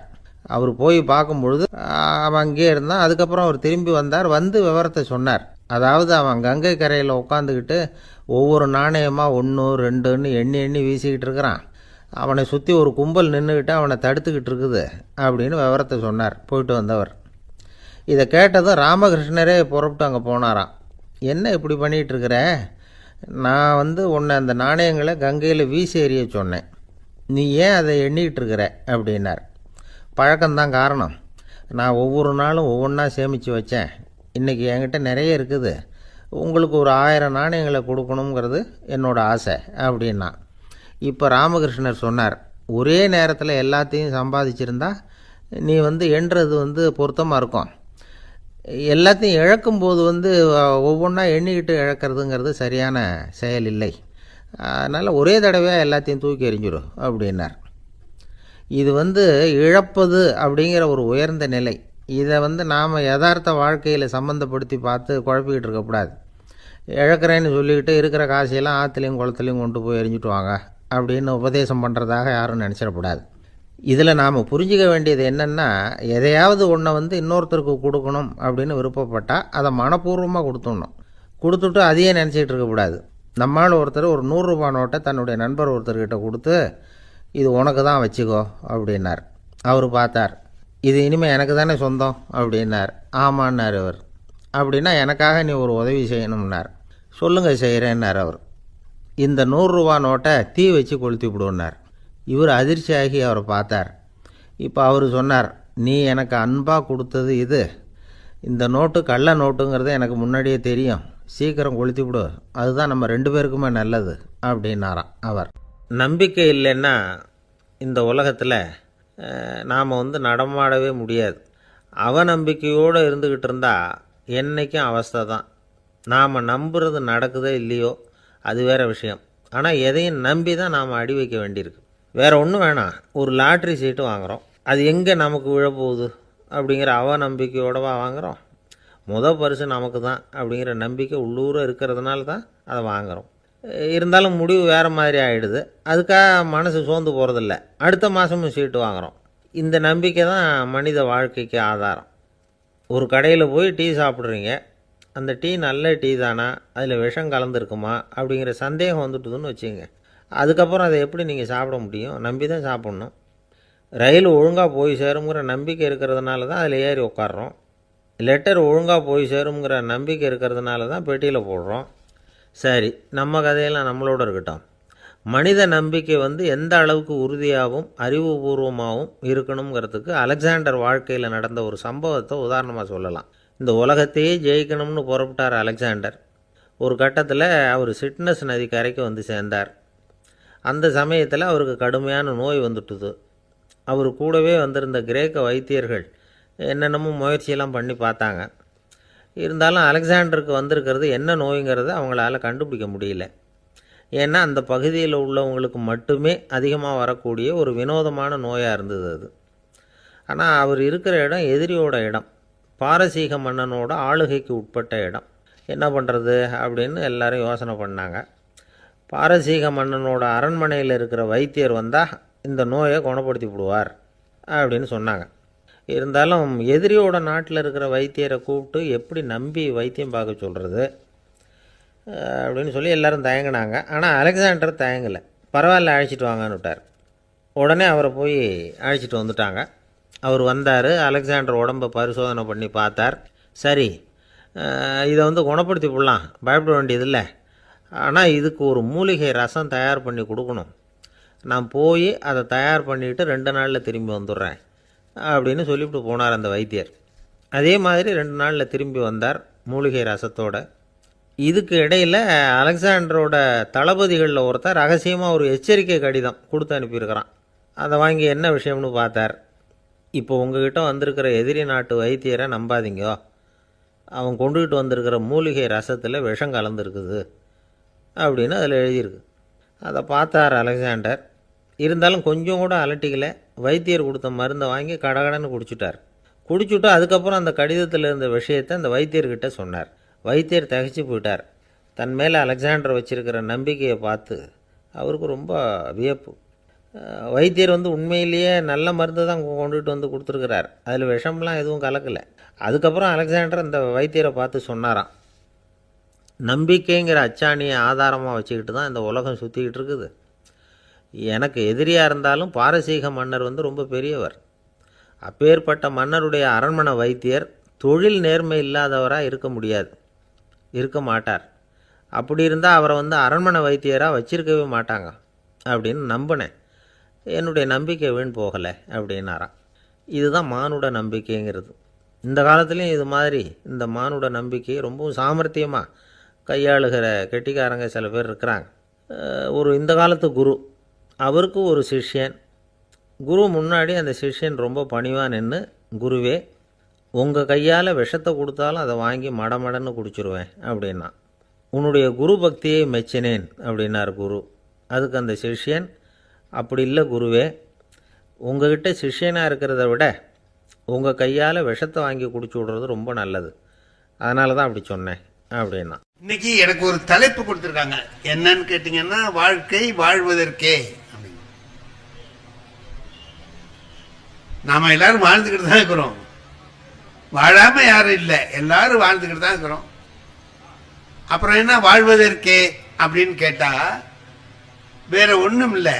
நாம யாராவது பார்க்கிறோம், நம்ம நண்பர்களை ஒருத்தரை பார்க்கிறோம், கேட்கிறோம், ஐயா எப்படி இருக்கீங்கன்னு. ஏதோ இருக்கேன். ஆனா இன்னொருத்தர் என் நண்பர் சொன்னார், உங்க புண்ணியத்துல இருக்கிறேன் பாரு. அது இரவு வாங்கி, என் புண்ணியத்தை அவர் இரவு வாங்கி அவர் சொல்ல. நான் சொன்னேன், என்கிட்டயே அது ஸ்டாக்ல இல்லையா, புண்ணியம் என்கிட்ட பாவம் தான் இருக்கு, வேணா அதுல ஒரு பங்கு கொடுக்கலாம் அப்படின்னு சொன்ன. அந்த மாதிரி வாழும்பொழுது நிறைவு இல்லாதவங்க மாதிரி காட்டுறாங்க. ஏதோ வாழ்க்கையில சந்தோஷம் இல்லாதது போலவும் கஷ்டப்படுறது மாதிரியும் அப்படிலாம் நினைச்சு காட்டக்கூடியவங்க ரொம்ப பேர் இருக்கிறாங்க. ஆனா திருவள்ளுவர் சொல்றார், வாழ்க்கை வாழ்றதுக்கு தாயா, தினம் தினம் கஷ்டப்படுறதுக்கு இல்ல. ஏன் கஷ்டமா தானே இருக்கு அப்படின்னா, கஷ்டப்பட்டா தானே சௌரியத்தை அடையலாம். ஒரு பெரிய பூந்தோட்டம் நமக்கு வேணும், பூக்கள் பூத்து குலுங்கிறத நாம பார்க்கணும். என்ன செய்யணும், தோட்டத்தை உருவாக்கணும், கொத்தணும், விதை போடணும், தண்ணி ஊற்றணும். இந்த மாதிரி எல்லாம் செஞ்சா பூத்து குலுங்கிறத நம்ம பார்க்கலாம். அந்த கொத்துற போதும் தண்ணி ஊத்துற போதும் ஐயோ நான் கஷ்டப்படுறேன்னு சொல்லக்கூடாது. எதுக்கு கஷ்டப்படுறோம்? நல்லா இருக்கிறதுக்காக கஷ்டப்படுறோம், பார்த்து ரசிக்கிறதுக்காக கஷ்டப்படுறோம். அந்த எண்ணம் நமக்கு வந்துடுதுன்னா நாம படுற கஷ்டம் ஒரு கஷ்டமா தெரியாது. நீ எதுக்குடா இருக்கிற அப்படின்னு கேட்டாக்கா, இன்னதுக்கு இருக்கிறேன்னு சொல்ல நமக்கு தெரியணும். இப்ப எங்க போறீங்கன்னு கேட்டா, எங்கேயோ போறேங்கிறான். எங்கேயோ போறேன், இங்க போறேன், இத்தனை மணிக்கு வருவேன்னு சொல்றேன். நான் ஒரு நண்பர் வீட்டில் போய் அவரை சாப்பிட கூப்பிட்டு வரலாம் வீட்டுக்கு விருந்துக்கு இன்னைக்கு அப்படின்னு நினைச்சிட்டு போனேன். அவர் இல்லை, அந்த அம்மா இருந்துச்சு, அவர் மனைவி. அவங்ககிட்ட எங்க அவன் அப்படின்னு கேட்டேன். அது எங்க போச்சோ அப்படின்னு. அது இது என்ன ஆடா மாடா என்ன, அது எங்க போச்சோ அப்படின்னு. சரி எப்ப வருவாரு அப்படின்னு. அது எப்ப வேணாலும் வரும். சரி விருந்து கூப்பிடலாம்னு நினைக்கிறேன், அவர் என்ன பிரியமா சாப்பிடுவார், அது எதை போட்டாலும் திங்கும். இதான் அவன் வாழ்க்கையை சரியா வாழலைங்கிறதுக்கு அடையாளம். இப்ப நான் வீட்டில் இருக்கேன், என் மனைவியும் நானும் தான். நாங்க ரெண்டு பேரும் ஒருத்தர் இல்லாம இன்னொருத்தர் இல்லை, அந்த மாதிரி இருக்கிறோம். அப்ப நான் வெளியில போறேன்னா நான் எங்க போயிருக்கேங்கிறது என் மனைவிக்கு தெரிஞ்சிருக்கணுமா வேண்டாமா? சொல்லிட்டு தானே போகணும். சொல்லிட்டு போயிருந்தா அந்த பொண்ணு எனக்கு அப்படி சொல்லுமா? அது எங்க போச்சோ, எப்ப வேணாலும் வரும் அப்படின்னு சொன்னா அவன் அதை சொல்லாமலே போயிருக்கான்னு அர்த்தம். நான் அவனை கேட்டான், ஏன்டா சொல்லாம போற வீட்டுல உன் மனைவி இப்படி சொல்றாங்களேன்னா, சொல்லிட்டு போற மாதிரி இருந்தா சொல்ல மாட்டானாங்கிறான். அப்ப அவன் சொல்லிட்டு போற மாதிரி இல்லாத இடத்துக்கு போறான். அப்ப நான் அவன்கிட்ட சொன்னேன், அது வீட்டுக்கு வெளியில போறேன்னா எங்க போனாலும் இந்த இடத்துக்கு போறேன், இத்தனை மணிக்கு வருவேன்னு சொல்லணும்டா அப்படின்னு. அது உன் வீட்டுக்கார அம்மாவை கேட்குறேன், என்ன பிரியமா சாப்பிடுவாருன்னு கேட்குறேன். அது எதை போட்டாலும் திங்கவங்க சொல்லுது ஐயா, என்ன அப்படியா திம்பேனி அப்படின்னு. அவன் என்னத்தை ஏதோ சாப்பிட்றோம். இதெல்லாம் எதை காட்டுதுன்னு நினைக்கிறீங்க நீங்க? அவன் வாழ்க்கையில உற்சாகமா வாழலன்னு தானே அர்த்தம் இல்லையா? ஏதோ வாழ்ந்துகிட்டு இருக்கானே தவிர வாழ்க்கையை வாழணுங்கிற உற்சாகத்தோட ஊக்கத்தோட நல்லா வாழ்றோங்கிற எண்ணத்தோட அவன் வாழல. திருவள்ளுவர் அதுதான் சொல்றாரு, வையத்துள் வாழ்வாங்கு வாழ்பவன் வானுரையும் தெய்வத்துள் வைக்கப்படும். வாழ வேண்டிய முறைப்படி வாழ்றவன். வாழ வேண்டிய முறைப்படினா யாரு வாழ வேண்டிய முறைப்படி வாழ்றவன் யார்? எனக்கு வாத்தியாரா இருந்தவரே கோபாலகிருஷ்ண ஐயர்னு ஒருத்தர். அவரு சயின்ஸ் வாத்தியார், 9வது 10வது. அவரு சயின்ஸ் வாத்தியார் தானே தவிர சயின்ஸை தவிர பாக்கியெல்லாம் நடத்துவார். சயின்ஸ் நடத்த மாட்டார்னு இல்லை, சயின்ஸையும் நடத்துவாரு. பாக்கி என்ன செய்வார், நம்ம வாழ்க்கைக்கு தேவையான பல விஷயங்களை சொல்லுவார். இப்ப அவர் சொன்ன ஒரு செய்தி சொல்றேன் பாருங்க. ஒரு நாள் சொன்னாரு, டே இதை ஞாபகம் வச்சுக்கடா எல்லாரும் அப்படின்னாரு.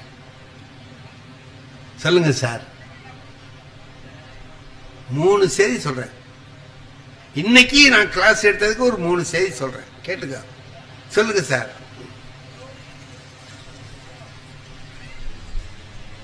அம்மாவுக்கு செலவுக்கு பணம் கொடுக்காத.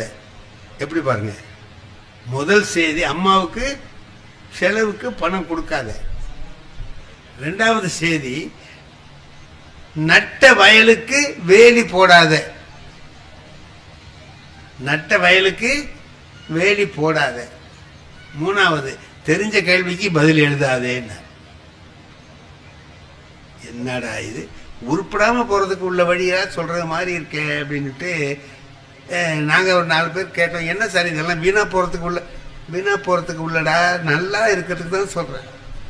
என்ன, நட்ட வயலுக்கு வேலி போடாதேன்னு சொன்னேன். அப்படின்னா என்ன அர்த்தம் தெரியுமா? வேலியை போட்டுட்டு அப்புறம் நடுன்னு அர்த்தம். நீ நட்டுட்டு அப்புறம் வேலி போடலான்னு நினைச்சீங்கன்னா அதுக்குள்ள ஆடு மாடு மேய்ஞ்சிட்டு போயிடும். நட்ட வயலுக்கு வேலி போடாத, வேலி போட்டுட்டு நடு. இதான் முதல் செய்தி. 2வது அம்மாவுக்கு செலவுக்கு பணம் கொடுக்காதேன்னு. பெத்த தாய்க்கு பணம் கொடுக்காதேன்னு சொல்றீங்களா? இதுல இல்லடா, நீ வேலை பார்ப்ப, வேலைக்கு போவ, படிச்சு முடிச்சுட்டு பாஸ் பண்ணிட்டு வேலைக்கு போவ. அப்படி போற போது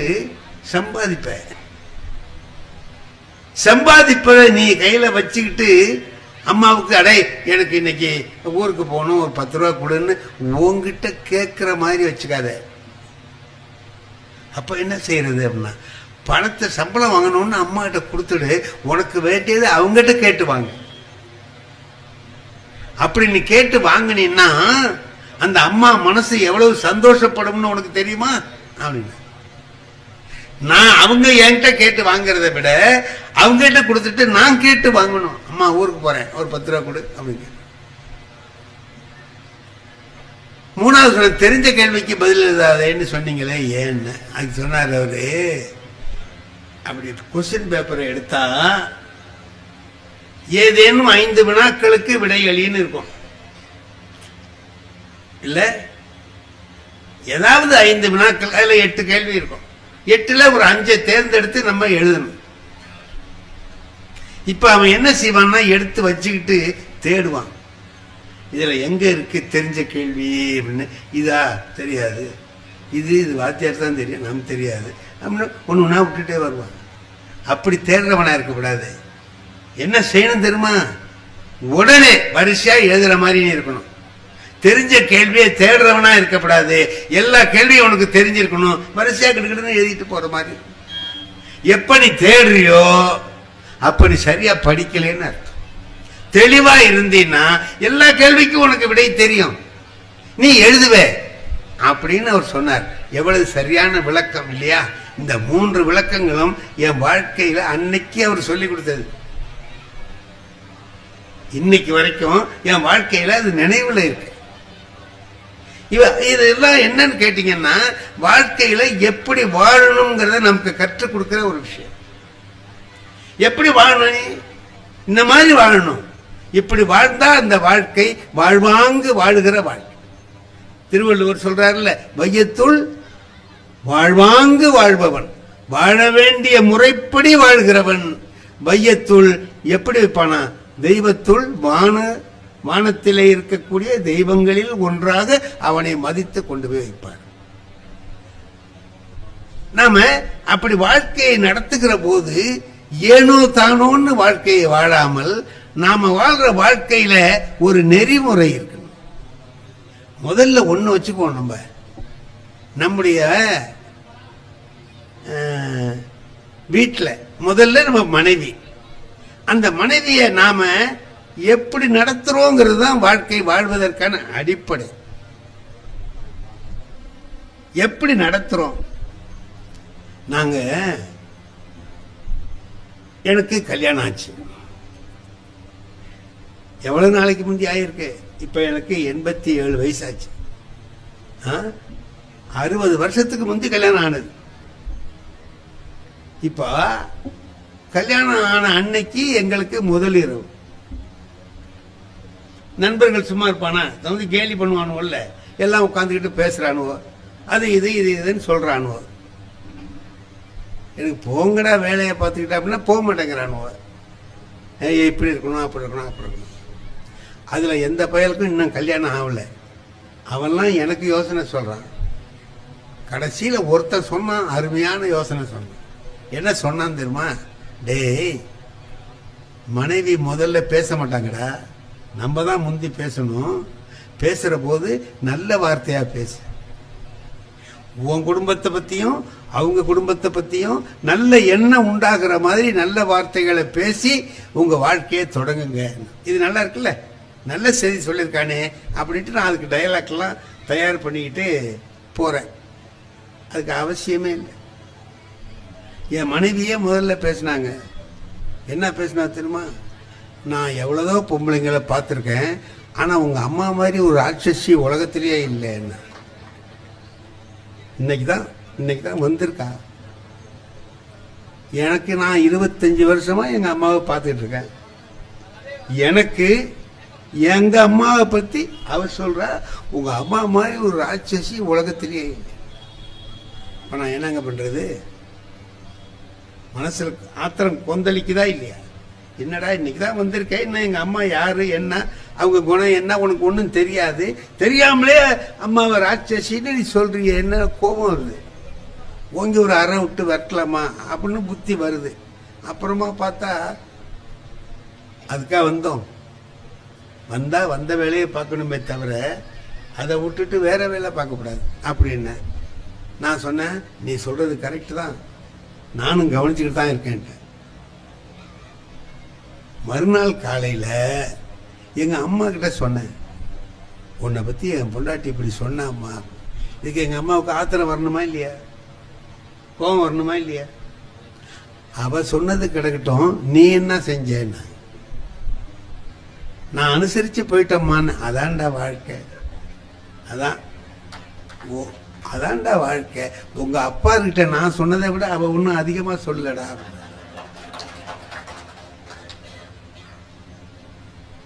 ஓ, தொடர்ந்து வந்துட்டு இருக்குதா இந்த விஷயம்?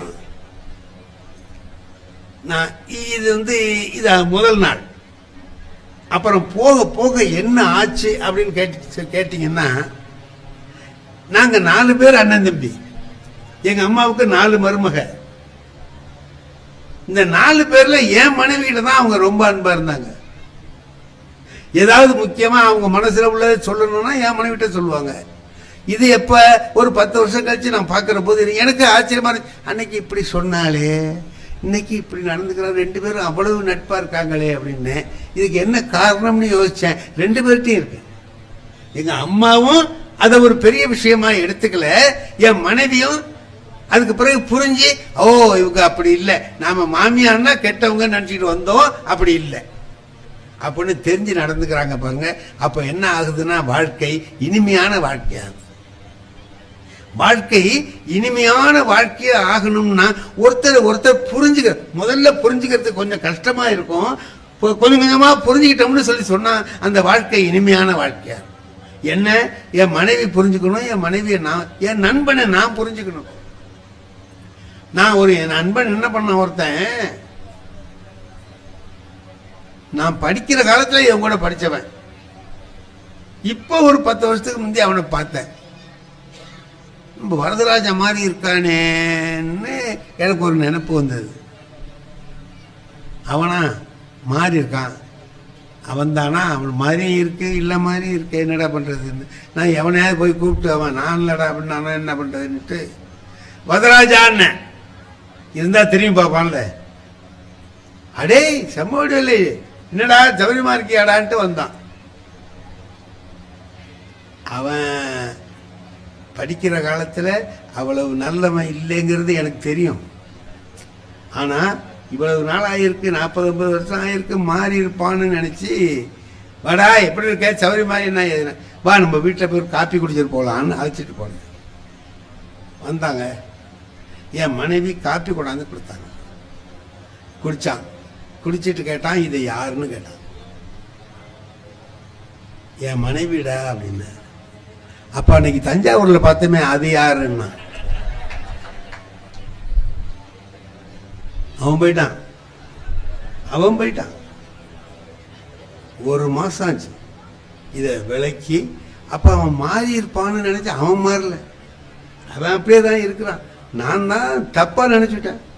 இப்ப 2 பேரும் இருக்கிற பொழுது பாருங்க, ஒருத்தர் புரிஞ்சுக்கிறது எப்படி இருக்கு. நல்ல விதமா புரிஞ்சுக்கிட்டு நல்ல விதமா வாழ்க்கையை வாழுகிற பொழுது அந்த வாழ்க்கை இனிமையா இருக்கு. அவனே வந்திருந்தான், அவ்வளவு நாளாச்சு, நல்லா இருந்து சௌகரியமா பேசிட்டு மகிழ்ச்சியா போனானா அந்த நட்பு நீடிச்சிருக்கும் இல்லையா. இப்ப இனி இவனை கூப்பிடப்படாதுங்கிற முடிவுக்கு நான் வந்துருவேன்ல இல்லையா. நாம சில வீட்டுக்கு போறோங்க, நம்ம நண்பர்கள் விருந்தினர்கள். நான் எங்க நாகூர் தான் நான் பிறந்த ஊரு. அங்க போவேன், எங்க அண்ணன் இருக்காரு, எங்க தம்பி 2 பேர் இருக்கிறான், எல்லாரும் இருக்கிறான். அவங்க வீடெல்லாம் அங்கேயே தான் இருக்கு. நான் தான் திருவாரூர்ல இருந்து போவேன். அவங்க வீட்டுக்கெல்லாம் போகப்படாதுன்னு என் நண்பர் ஒருத்தர் இருக்கிறார், அவர் வீட்டுக்கு போவேன். ஏன்னா நம்ம நண்பர்கிட்ட வீட்டுக்கு போகணும் அப்படின்ட்டு மத்தியானம் நேரம் ஆயிட்டு 1 மணி 1:30 மணி ஆயிட்டு, சரி போவோம் அவர் வீட்டிலேயே சாப்பிடலாம்னு நினச்சிக்கிட்டு போறேன். அவர் என்ன பண்ணார், வாயா என்ன சாப்பாட்டு நேரத்தில் வந்திருக்க, ஆனா நீ தான் நம்ம வீட்டுல எல்லாம் சாப்பிட மாட்டியேன்னாரு. நான் சாப்பிடலான்னு தான் போறேன், நீ தான் நம்ம வீட்டுல எல்லாம் சாப்பிட மாட்டியேன்னாரு. நான் பார்த்தேன், இனி அண்ணன் வீட்டுக்கெல்லாம் போக முடியாது, இவன் வீட்டுலாம் தின்ன ஆகணும். இவனோ இப்படி சொல்றான், சரி என்னடா பண்ணலான்னு பார்த்தேன். நான் சாப்பிட மாட்டேன்னு சொன்னாலும் நீ விட்டுறவா போறேன்னு. அப்புறம் அவன் சொன்னான், அப்படியே சாப்பிட்டாங்க பிள்ளைங்க கையில் 10 ரூபா 20 ரூபா கொடுக்காமலா போவேன்னா. அவனுக்கு 5 பிள்ளைங்க, இதுக்கு ஹோட்டல்லே சாப்பிட்டு போகலாங்க. இப்போ நாம ஒரு இடத்துக்கு போறோம், வந்தவன விருந்தோம்பல்ங்கிறது எவ்வளவு முக்கியமானது இல்லை. விருந்தோம்பல் என்கிற பண்பு ரொம்ப உயர்ந்தது. நாம அதை சரியா செய்யறோம், இருக்கிறத பகிர்ந்துக்கலாம். தண்ணி ஊத்தி சோறு இருக்கா எடுத்துக்க, 2 பேரும் சாப்பிடுவோம் அப்படின்னு சொல்றது இயல்பினால் இயல்பாழ்வான்னு திருவள்ளுவர் சொல்றாரு. இயல்போட வாழணும்ப்பா. நீ எந்த இயல்பு, நான் உடனே போனோன்னா 4 கறி 5 கறி வைக்க, அதெல்லாம் வேண்டியதில்லை. இருக்கிறத நம்ம 2 பேரும் பகிர்ந்து சாப்பிடலாம். இப்போ வாழ்க்கை வாழ்வதற்கேன்னு சொல்லி சொன்னா எப்படி வாழ்வது, எப்படி வாழ்வது? கணவன் மனைவி 2 பேரும் வாழ்கிற வாழ்க்கையில எப்படி விட்டு கொடுத்து வாழ்வது அப்படின்னு சொல்ற. இப்போ இந்த பாருங்க, நான் சில சமயத்துல வேண்டாத காரியம்லாம் செய்வேன், முட்டாள்தனமா இருக்கும். மனைவி கிட்ட என்ன சொல்லலாமோ அதான் சொல்லலாம். நான் சொல்றேன், ஒரு நாள் சும்மா வம்பு வளர்க்கறது தான். உனக்கு காய்கறி வாங்க தெரியலன்னு. காய்கறி வாங்க ஏங்க அப்படி சொல்றீங்க அப்படின்னு கேட்டேன். நான் முத்த கத்திரிக்காய் சொத்த கத்திரிக்காய் எல்லாம் வாங்குறேன். அவன் உன்கிட்ட காசு கூட வாங்கிட்டு போயிடுறான். ஏமாந்து போற, உனக்கு காய்கறி கூட வாங்க தெரியலையே என்ன. என் மனைவி ஒரு அறிவாளி. அவங்க சொன்னாங்க, சரிதாங்க நீங்க சொல்றது, இன்னைக்கு ஞாயிற்றுக்கிழமை தானே, நீங்க போய் வாங்கிட்டு வந்து காமிங்க எப்படி வாங்கணும்னு, அதே மாதிரி நான் வாங்குறேன். இது நல்லா தானே. சரி வான்னு கடத்தருக்கு போய் காய்கறி வாங்கலான்னு போனா, முதல்ல என்கிட்ட படிச்ச பையன் காய்கறி கடை வச்சிருக்கிறான். நான் நீ அதையாவது வச்சுக்கிடாப்பான்னு நினச்சிக்கிட்டு போனேன். அவன் அங்க ஏன் வரமாட்டீங்க வந்திருக்கீங்க அப்படின்னா, சொல்லுடா அண்ணன் உட்காருங்க ஐயா, என்ன வேணும் சொல்லுங்க. நான் எழுதிட்டு போயிருந்தேன், கொடுத்தேன். தேங்காய் 2ன்னு, முதல்ல தேங்காய் 2. அவன் என்ன செய்யறான் சார், தேங்காயை எடுக்கிறான், இப்படி ஆட்டுறான், அப்புறம் இப்படி முட்டுறான். முத்தா காயா இருக்கான்னு பார்க்கறானா என்னமோ நான் நினைச்சேன். அப்படி முட்டுறான், தூக்கி போட்டுறான். அவனுக்கு பிடிக்கல, ஐயாவுக்கு இதை கொடுக்கக்கூடாது. 100 காய் எடுத்தான் சார், தட்டினான் போட்டான், ஆட்டுறான் தட்டுறான் போட்டுறான், ஆட்டுறான் தட்டுறான் போட்டுறான். அதுல 2 எடுத்தான். அப்பா, நம்மகிட்ட படிச்ச மாணவன் நம்மளை மறக்கவே இல்லை பாரு, எவ்வளவு தேர்ந்தெடுத்து கொடுக்குறான். ஏதோ 2 காயை கொடுத்தோன்னு இல்லை, செலக்ட் பண்ணி கொடுக்குறான் பாரு அப்படின்னு நினச்சிக்கிட்டு மகிழ்ச்சியாக இருந்தேன். எடுத்து கொடுத்தான், கத்திரிக்காய் இது என்னென்னோ எல்லாம் போட்டு கொடுத்தான். வீட்டில் கொண்டு வந்து கொடுத்தேன். முதல்ல சட்னி அரைக்கிறதுக்கு என் மனைவி ஒரு தேங்காய் எடுத்து உடைச்சி அந்த மூடி 2ஐயும் எடுத்துக்கிட்டு அப்படி வந்தாங்க என்கிட்ட. இது வரைக்கும் நீங்கள் வாங்கிட்டு வந்த தேங்காய் நான் சட்னி அரைக்க தானே வாங்கிட்டு வர சொன்னேன், வழிச்சு சாப்பிடலாம் போல இருக்கு. இளநியில நல்ல இளநியா இருக்கு. இளநீ வாங்கினா கூட இவ்வளவு பக்குவமா இருக்காது. நீங்க வாங்கினது ரொம்ப பக்குவமான இளநியா இருக்கு. நான் தேங்காய் தானேங்க உங்களை வாங்கிட்டு வர சொன்னேன். சே, இந்த பையன் நம்மளை ஏமாத்திட்டானேன்னு வருத்தமா உட்கார்ந்துருந்தாங்க. கொஞ்ச நேரம் கழிச்சு வந்து என் மனைவி சொல்றாங்க, வருத்தப்படாதீங்க, ஏமாந்துட்டேமேன்னு வருத்தப்படாதீங்க. தேங்காயை இலசா வாங்கினாலும் கத்திரிக்காய் வெண்டைக்காயெல்லாம் நல்ல முத்தலாக தான் வாங்கியிருக்கீங்க. என்ன அர்த்தம், உனக்கு தேங்காய் வாங்கவும் தெரியல, கத்திரிக்காய் வெண்டைக்காய் வாங்கவும் தெரியல, நீ வந்து என்ன குறை சொல்ற, எனக்கு தெரியலேன்னு சொல்ற அப்படிங்கிற கேள்விய ஒரு சின்ன வாக்கியத்தில் சொல்றாங்க. இதாங்க வாழ்க்கையில் என்னன்னு கேட்டீங்கன்னா, அவங்க அப்படி பேசுற போது நம்ம கோபிச்சுக்காம அவங்க சொல்றத ரசிக்க கத்துக்கிட்டோம்னு வைங்க. மனைவி சொல்றத ரசிச்சு, சார் நீங்க எல்லாம் நினைச்சீங்கன்னா கோவப்படுவீங்க. ஒரு நாள் அதிகாலையில நான் வெளியூர் புறப்படுறேன், 4 மணிக்கெல்லாம் போகணும், பஸ்ஸை பிடிச்சி நான் எங்கேயோ போகணும். எங்க வீட்டில் நான் என் மனைவிக்கு வேலை கொடுக்க மாட்டேன், நானே எல்லா வேலையும் பார்த்துக்குவேன். எடுத்து வைக்கிற துணிமணி எடுத்து வைக்கிறது கொள்றது எல்லாம், வெந்நீர் போடுறதுலேருந்து எல்லாம் நான் போட்டு குளிச்சுட்டு போகும்போது மனைவியை எழுப்பி விட்டு கதவு தாப்பு போட்டுக்கன்னு சொல்லிட்டு போறேன். இதான் போற வழியிலேயே காப்பி குடிச்சிட்டு போயிடுவேன். ஒரு நாள் புறப்படுறேங்க, மணி 4 மணி. என் மனைவி எப்படி எழுந்துச்சு வந்தாங்க என்னன்னு தெரியாது, காப்பி ஆத்துறாங்க. எனக்கு இது நடக்காதே, என்னடா இன்னைக்கு இப்படி ஆச்சரியமா நடக்குது அப்படின்ட்டு நான் கேட்டேன், என்ன இது காப்பி போடுற? ஆமாங்க, நேத்தி அடுத்த வீட்டுக்காரர்கிட்ட பேசிட்டு இருக்கிறபோது சொன்னீங்களே விடிய காலம் புறப்பட்டு போகணும்னு, குளிர் காலமா இருக்கே, கொஞ்சம் சூடாக காப்பி போட்டு கொடுத்தா சௌகரியமா இருக்கும்னு நேத்தி பாலில் கொஞ்சம் எடுத்து வச்சிருந்தேன், அதில் காப்பி போட்டு கொடுத்தேன். நான் சரி இன்னும் ஆத்துறேன். எங்கள் வீட்டில் ஒரு நாய் வளர்த்துட்டு, அந்த நாய் எப்படின்னு கேட்டிங்கன்னா, நான் எது சாப்பிட்டாலும் அதுக்கு பொறுக்காது, வாழ் வாழ் வாழ் வாழ்ந்து கத்தும். நான் காப்பி குடிக்கிறத பார்த்த உடனே கத்துது, லொல்லு லொல்லு லொல்லு லொல்லு கத்துது. நான் என் மனைவிட்ட கேட்டேன், நாய் கத்துது, இந்த பால் மிச்சம் வச்சிருக்கியே அதை எடுத்து வேணா இந்த நாய்க்கு கொஞ்சம் ஊத்துட்டுமான்னு கேட்டேன். உள்ளாரேந்து என் மனைவி சொன்னாங்க, ஊத்தி விடாதீங்க, நாய்க்கெல்லாம் பழைய பால் கொடுத்தா வயிற்றுக்கு ஆகாதுன்னா. நான் கேட்டேன், என்ன நாய்க்கு கூட ஆகாததையா எனக்கு கொடுத்தேன்னு? நாய் வேற நீங்க வேற. நாய் வேற, நீங்க வேற.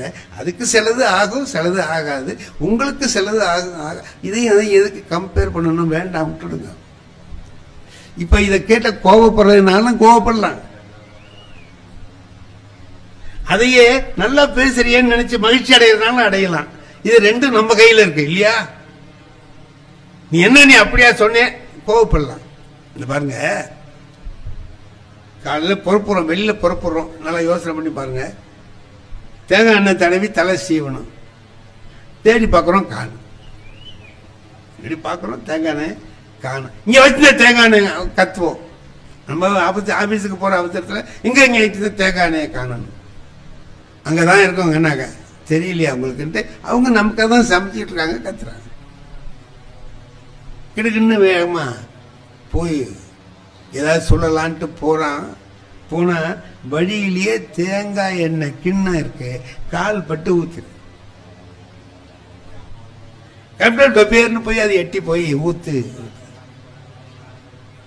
இப்ப என்ன செய்யலான்னு கேளுங்க, நீங்களே நினைச்சு பாருங்க. ரெண்டு வகையா நம்முடைய கோபத்தை ரியாக்ட் பண்ணலாம் இல்லையா? ரெண்டு வகையா வெளிப்படுத்தலாம். ஒன்னு, அறிவு இருக்கா பாதையில வச்சிருக்கியேன்னு கேட்கலாம்ல, அது கேட்கலாம். இப்ப உள்ள இருந்து என்ன பதில் வரும்? வழியில தானே இருந்தது, கண்ணு உங்களுக்கு தெரியலையான்னு கேட்டேன். உன் கண்ணு முன்னாடி இருக்கா பின்னாடி இருக்கான்னு கேட்டாங்கன்னா என்ன பண்ணுவது? பார்த்து தானே, அதை போய் இடிச்சு தள்ளி விட்டுருக்கே, ஐயா அறிவு இல்லையான்னு கேட்டா சண்டை தானே வரும். அதையே இப்படி மாத்தி பார்ப்போம். வழியில தேங்காய் எண்ணெய் இருந்தது, நான் தெரியாம தட்டி விட்டேன் அப்படின்னு நம்ம சொன்னோம்னா, இல்லைங்க அந்த வழியில வச்சது நான் செஞ்சதுதான் தப்புன்னு அவங்க இல்லை. இது ரெண்டு பேரும் இப்படி பேசிக்கிட்டோம்னா இந்த வாழ்க்கை, நானும் வெளியில போய் கவலை இல்லாம இருப்பேன், வீட்டில் இருக்கிற மனைவியும் கவலை இல்லாம இருப்பாங்க. இப்ப நான் திட்டி அவங்க ஒன்று சொல்லி வம்பா போய் நீ சாப்பிட போன நான் போய் பார்த்து போய் நம்ம வேலை செய்யற இடத்துல போய் உட்கார்ந்தோம்னா இதே நினைப்பா தானே இருக்கும். ஏன்டா அப்படி பேசணும், என்னடா பண்ணிட்டோமே அப்படி இந்த நினைப்பு இருக்கும். அவங்களுக்கு ஐயா அவர் தான் பேசினாருன்னா நம்மளும் ஆத்திரமா பேசிட்டோம், இவங்களுக்கு வருத்தமா இங்கே இருக்கும். அப்படி இல்லாம இப்படி சுகமா இதை கொண்டு போயிட்டோம்னா என்ன ஆகும்னா, நானும் வாங்கய்யா வாங்க, நானும் கவலை இல்லாம அங்க ஆபீஸ்ல வேலை பார்ப்பேன், அவங்களும் வீட்டுல கவலை இல்லாம இருப்பாங்க இல்லையா?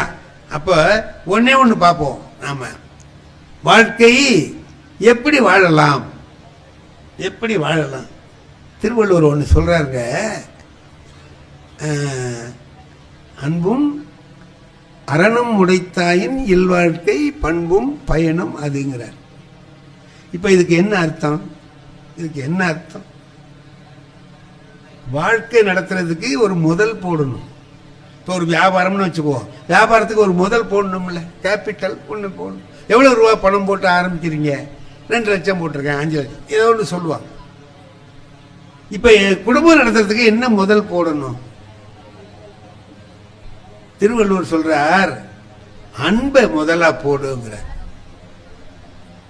அன்பை வச்சுக்கோ. ஏன் அன்பு என்னத்துக்கு? என்ன ஒண்ணு இல்ல, அன்பு இருந்தா குற்றம் தெரியாதுடா. அன்பு இருந்ததுன்னா இன்னொருத்தர் செய்யறதுல குற்றம் காணுகிற மனசு வராது, அதுல என்ன நல்லது இருக்குன்னு பாக்குற புத்தி வரும். நாம ஒரு பழமொழி ஊர்ல சொல்றோமா இல்லையா? வேண்டாத பொண்டாட்டி கைப்பட்டா குத்தம் கால்பட்டா குத்தம் அப்படின்னு சொல்றோம்ல. இப்படியே மாத்தி பாருங்க. அப்ப வேண்டிய பொண்டாட்டியா இருந்தா கால்பட்டா குத்தம் இல்லைன்னு அர்த்தம். கால் படுறது முக்கியம் இல்ல, நம்ம அவங்ககிட்ட அன்பு இருக்கா இல்லையாங்கிறது தான் முக்கியம். அன்பு இருந்ததுன்னா அவங்க செஞ்ச செயல் குத்தமா தெரியும், அன்பு இல்லைன்னா அதுவே நல்லதா தெரியும். மகிழ்ச்சியா எல்லாத்தையும் எடுத்துக்கிட்டு போறதுக்கு ஒரு பழகிட்டோம்னு சொல்லி சொன்னா எல்லாமே இன்பமயமா இருக்கும். சரி, அன்பை போட்டு வியாபாரத்தை தொடங்கியாச்சு, அன்பை போட்டு மனைவி கிட்ட அன்பா இருக்கும், மனைவி நம்மகிட்ட அன்பா இருக்காங்க, 2 பேரும் அன்பா இருக்காங்க. ஒரு பாட்டு இருக்கு, ஒரு குறுந்தொகைன்னு ஒரு செய்யுள், ஒரு இலக்கியம் இருக்கு, அதுல ஒரு பாட்டு இருக்குது. ஒருத்தன் காதலிக்கிற போது என்ன பண்றான், மனைவியோட காதலியோட பேசிட்டு இருக்கிறான். அப்ப அவ என்ன பண்றா, ஒரு வெத்தலை பாக்கு கொடுக்குற இது மாதிரி அதுக்குள்ளார வேப்பங்குட்டையை வச்சு கொடுத்துடுறான். வேப்பங்குட்டை தானே இருக்கு, அதை வாங்கி தின்னுட்டு அவன் சொல்றான், சே என்ன இனிமையா இருக்குங்கிறான். வேப்பங்குட்டை இனிமையாவா இருக்கும்?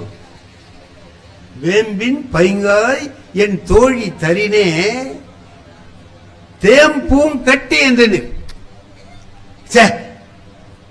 தேன் மாதிரி இருக்கு, அது மாதிரி இருக்கு, இது மாதிரி இருக்கு, இனிமையா என்னென்ன இருக்கோ எல்லாம் இருக்கு அப்படின்னு சொல்லி சொன்னேன்.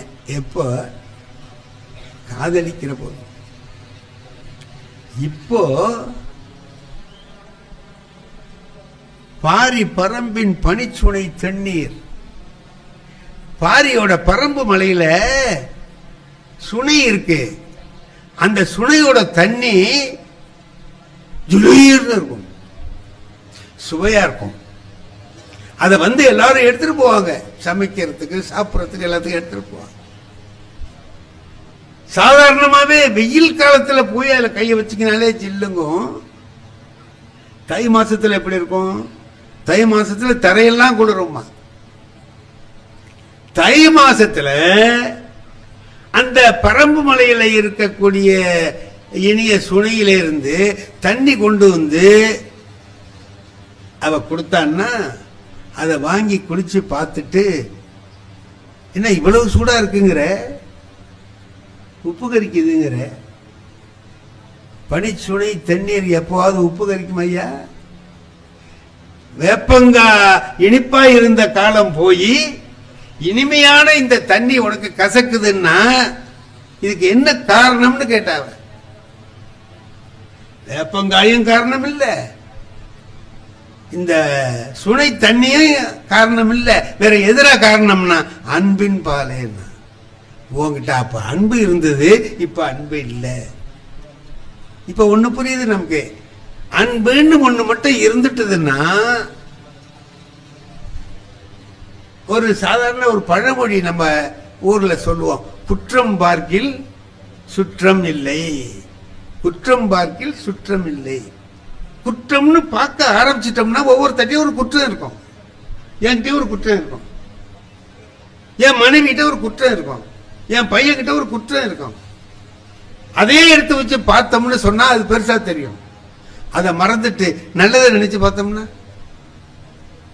ரெண்டு பேர் கணவன் மனைவி சண்டை போட்டுக்கிட்டு போறாங்க, எங்களுக்குள்ள கணவன் பிடிக்கலங்க அப்படின்னு சொல்லிட்டு போறாங்க ஒரு பெரியவர்கிட்ட.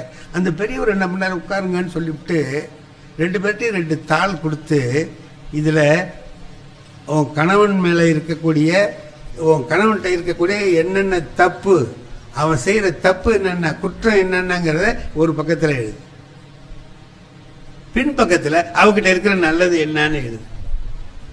அவங்கிட்ட சொன்னான், உன் மனைவி கிட்ட இருக்கக்கூடிய தப்பு என்னன்னா, நல்லது என்னன்னா, ரெண்டையும் இந்த பக்கமும் அந்த பக்கமும் எழுதிட்டு வாங்கன்னா.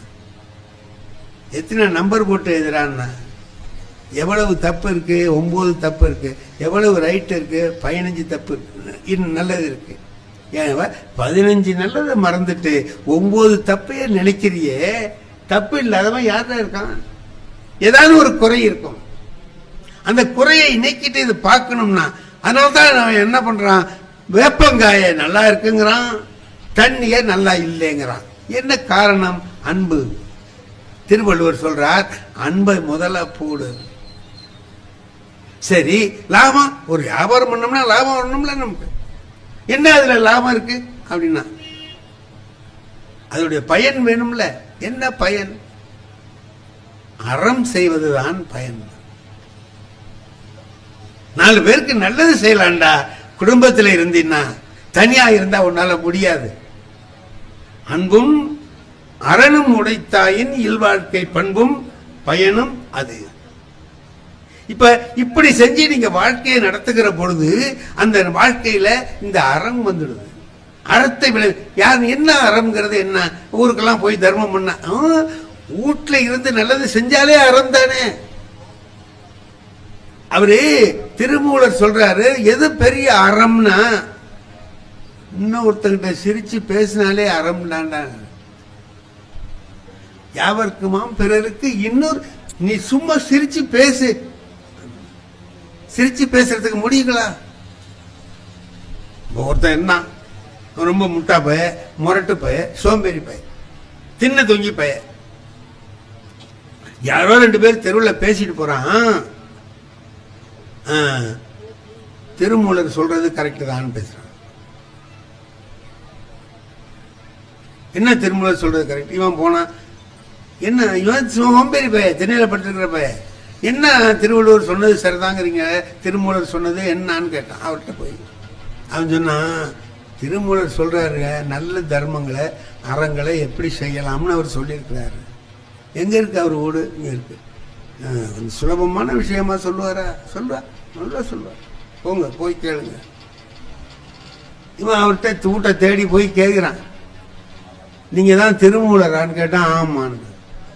நீங்க என்னமோ நான் இந்த மாதிரி உள்ளவன், நான் ஒரு சோம்பேறி பையங்க, முட்டா பைய, தின்ன தூங்கி தடிராம, எனக்கு செய்யற மாதிரி ஒரு நல்ல காரியம் சொல்லுங்க. இந்த நல்ல காரியத்தை செஞ்சா போற கதிக்கு நல்ல கதிங்கிறாங்க, அதனால நீங்க சொல்லுங்க.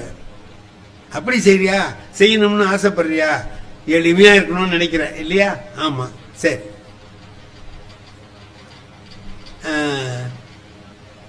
உங்க தெருவில் போற வழியில வில்வ மரம் இருக்கா? இருக்கு.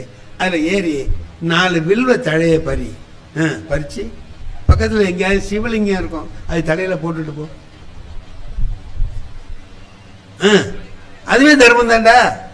யாவருக்குமாம் இறைவருக்கு ஒரு பச்சை சும்மா ஒரு இலையை கொண்டு போட்டு போலாமேப்பா அப்படின்னாரு.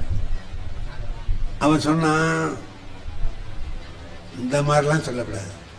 மரத்துல ஏறணும், இலைய பறிக்கணும், எங்கடா சிவலிங்கம் இருக்குன்னு பார்க்கணும். இதெல்லாம் நான் சொன்னேன், சுலபமா சொல்லியான்னு சொன்னேன். நீ என்னையா இப்படி சொல்ற அப்படின்னு. அது பண்ணால முடியாதுங்கிறியா? இன்னும் கொஞ்சம் சுலபமா சொல்லட்டுமா அப்படின்னார். என்ன அப்படின்னா, இப்ப ஒரு நல்ல சௌரியம் ஆயிட்டு பார்த்தீங்களா, யாரும் போக முடியாது.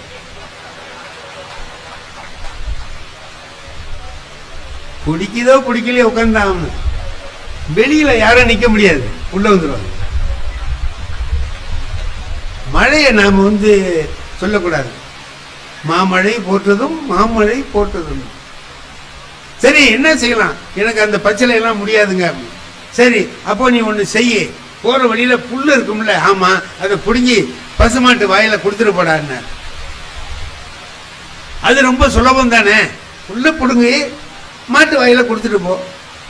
யாவருக்குமாம் பசுவுக்கு ஒரு வாயுரை. நான் தான் சொன்னேன்ல, நான் சோம்பேறி, என்னால முடியாதுன்னு சொன்னேன்ல. குனி, புல்ல புடுங்கு, மாட்டு வாயில கொடுக்கும் போதே மாட்டு வாயில கொடுத்தாக்கா அது கடிச்சாலும் போச்சு. இதெல்லாம் என்னத்துக்கு? எனக்கு வேண்டாம், நீ ஒன்றும் சரியா வர மாட்டே, போறேன்னா. திருமூலர் சொன்னார், போயிடாத இரு, இதை விட சுலபமா நான் ஒன்று சொல்றேன். என்னன்னா, சாப்பிடுவியா? சாப்பிடுறேன். எத்தனை வேளை சாப்பிடுவேன்? ஒரு 3 வேளை சாப்பிடுவேன். அப்படின்னா நீ சாப்பிடுற போது யாராவது ஒருத்தர் எனக்கு பசிக்குதுன்னா நீ வச்சிருக்கிற சாப்பாட்டுல ஒரு புடி எடுத்து அவனுக்கு கொடுன்னு, ஒரே ஒரு புடி எடுத்து அவனுக்கு கொடு. யாவருக்குமா உண்ணும் போது ஒரு கைப்பிடி தான், ஒரு கிண்ணத்தில் அள்ளி கொண்டாந்து கொடுங்கலாம் சொல்லல, ஒரு கைப்பிடி சோறு எடுத்து கொடு. அவன் சொன்னா, நான் திங்கிறது எனக்கே பத்தல, இதுல இவனுக்கு இன்னொருத்தனுக்கு எப்படியா கொடுக்கறது? இதெல்லாம் சரியா வராதுன்னா இன்னொன்னு சொல்றேன்னார். கடைசியா சொன்னார், யாவருக்குமாம் பிறருக்கு இன்னுரை தானே. எல்லாத்தையும் இனிமையா பேசுப்பா, அதே போதும்னா. எனக்கு அந்த மூஞ்சே கிடையாதுன்ட்டான். அந்த மாதிரி மூஞ்சி எனக்கு இல்லைங்க. இப்ப என்னதான் பண்றதுன்னா, இதை விட சுலபமா ஏதாவது தெரியுமான்னா, அடுத்த தெருவில் திருவள்ளூர் இருக்காரு, அவரை போய் கேளுங்க. அவர் இதை விட சுலபமா சொல்ற ஆள் தான் போ. திருவள்ளூர்கிட்ட போனான், என்னையா இந்த மாதிரி அந்த ஆள்கிட்ட போனேன், அந்த சொன்னா ஏதாவது சுலபமா செய்யறதா இருந்தா சொல்லு, அவன் மாதிரியே நீட்டமா சொல்றேன்னா நீ சொல்ல வேண்டாம் அப்படின்னு. நான் சுலபமா சொல்றேன், நீ ஒன்னும் செய்ய வேண்டாம். இது நல்லா இருக்க, என்ன நீ எதுவுமே செய்ய வேண்டாம். அப்ப மனத்துக்கண் மாசு இலனாதல் அணை. மனதில் குற்றமில்லாமல் இருக்க அது போதும், அதுவே அறம் தான். நீ வேற ஒன்றும் செய்ய வேணாம், மற்றதெல்லாம் சும்மா ஆரவாரம் அப்படின்ட்டார். இது தேவலாமேன்னா திருவள்ளுவர் சொன்னார், நீங்க போங்க நாளைக்கும் என்னை வந்து பாருங்க. இந்த பாரு, ஏன் தினம் வர சொல், நாளைக்கு வாங்க பேசிட்டு போய் வாங்கல. இவன் போயிட்டான், மறுநாள் வந்தான். என்ன நான் சொன்னபடி செஞ்சிட்டு இருக்கீங்களான்னு கேட்டார் திருவள்ளுவர். ஆமாங்க அப்படிதான், மனதில் குற்றம் இல்லாமல். அப்படி சொன்னா பத்தாது, போனதுக்கு பிறகு நடந்ததெல்லாம் எனக்கு கொஞ்சம் சொல்லுங்க. என்ன நான் போனேங்களா, இந்த அடுத்த வீட்டுல ஒருத்தன் மாடு வாங்கிட்டு வந்து கட்டியிருந்தான். அதானே, பாக்கி நான் சொல்றேன் திருவள்ளுவர். என்ன இந்த பைய மாடு வாங்கிட்டான்னு நினைச்சிருப்பிய நீ? ஆமா நினைச்சேன். கரெக்டியா? அடுத்தபடி இதே மாதிரி மாடு இதை விட 2 படி கூட கறக்கிற மாதிரி நம்ம வாங்கணும் அப்படின்னு நினைச்சிருப்பியே? என்ன? ஆமா ஐயா, எப்படியா உனக்கு தெரியுது? அது அடுத்தபடி சொல்றேன், அது நம்மளால முடியாதுன்னு உனக்கு தெரியும், சோம்பேறித்தனமா இருக்கிறோம், நம்மளால முடியாதுன்னு. அப்ப அவன் வச்சிருக்கிறவன் மேல கோபம் வந்திருக்குமே உனக்கு? ஆமா, கோபம் தான் வந்தது. அவன் மாடு எங்க வீட்டு பக்கமா நின்று சாணி போட்டுச்சு, அவனை பிடிச்ச. மாடு வாங்க தெரியுது, கொட்டாய் கட்ட தெரியலையோ, தெருல விட்டு எங்க வீட்டுக்கிட்ட வந்து சாணி போடுது, மாடு நான் அங்க போங்கடா அப்படின்னா அவனை சொன்னேன். அதான் சொல்லியிருப்பியே நீ, கோபமா கடுமையான வார்த்தைகளை பேசியிருப்பியே. என்ன? ஆமாண்ணா, இது நாளும் செஞ்சா நீ இந்த அறம் செய்யலேன்னு அர்த்தம். நான் சொன்ன மனதுக்கண் மாசிலனாதல் உங்ககிட்ட இல்லைன்னு அர்த்தம். அழுக்காறு அவா வெகுளி இன்னா சொல் 4 எழுத்தா இயன்றது அறம்.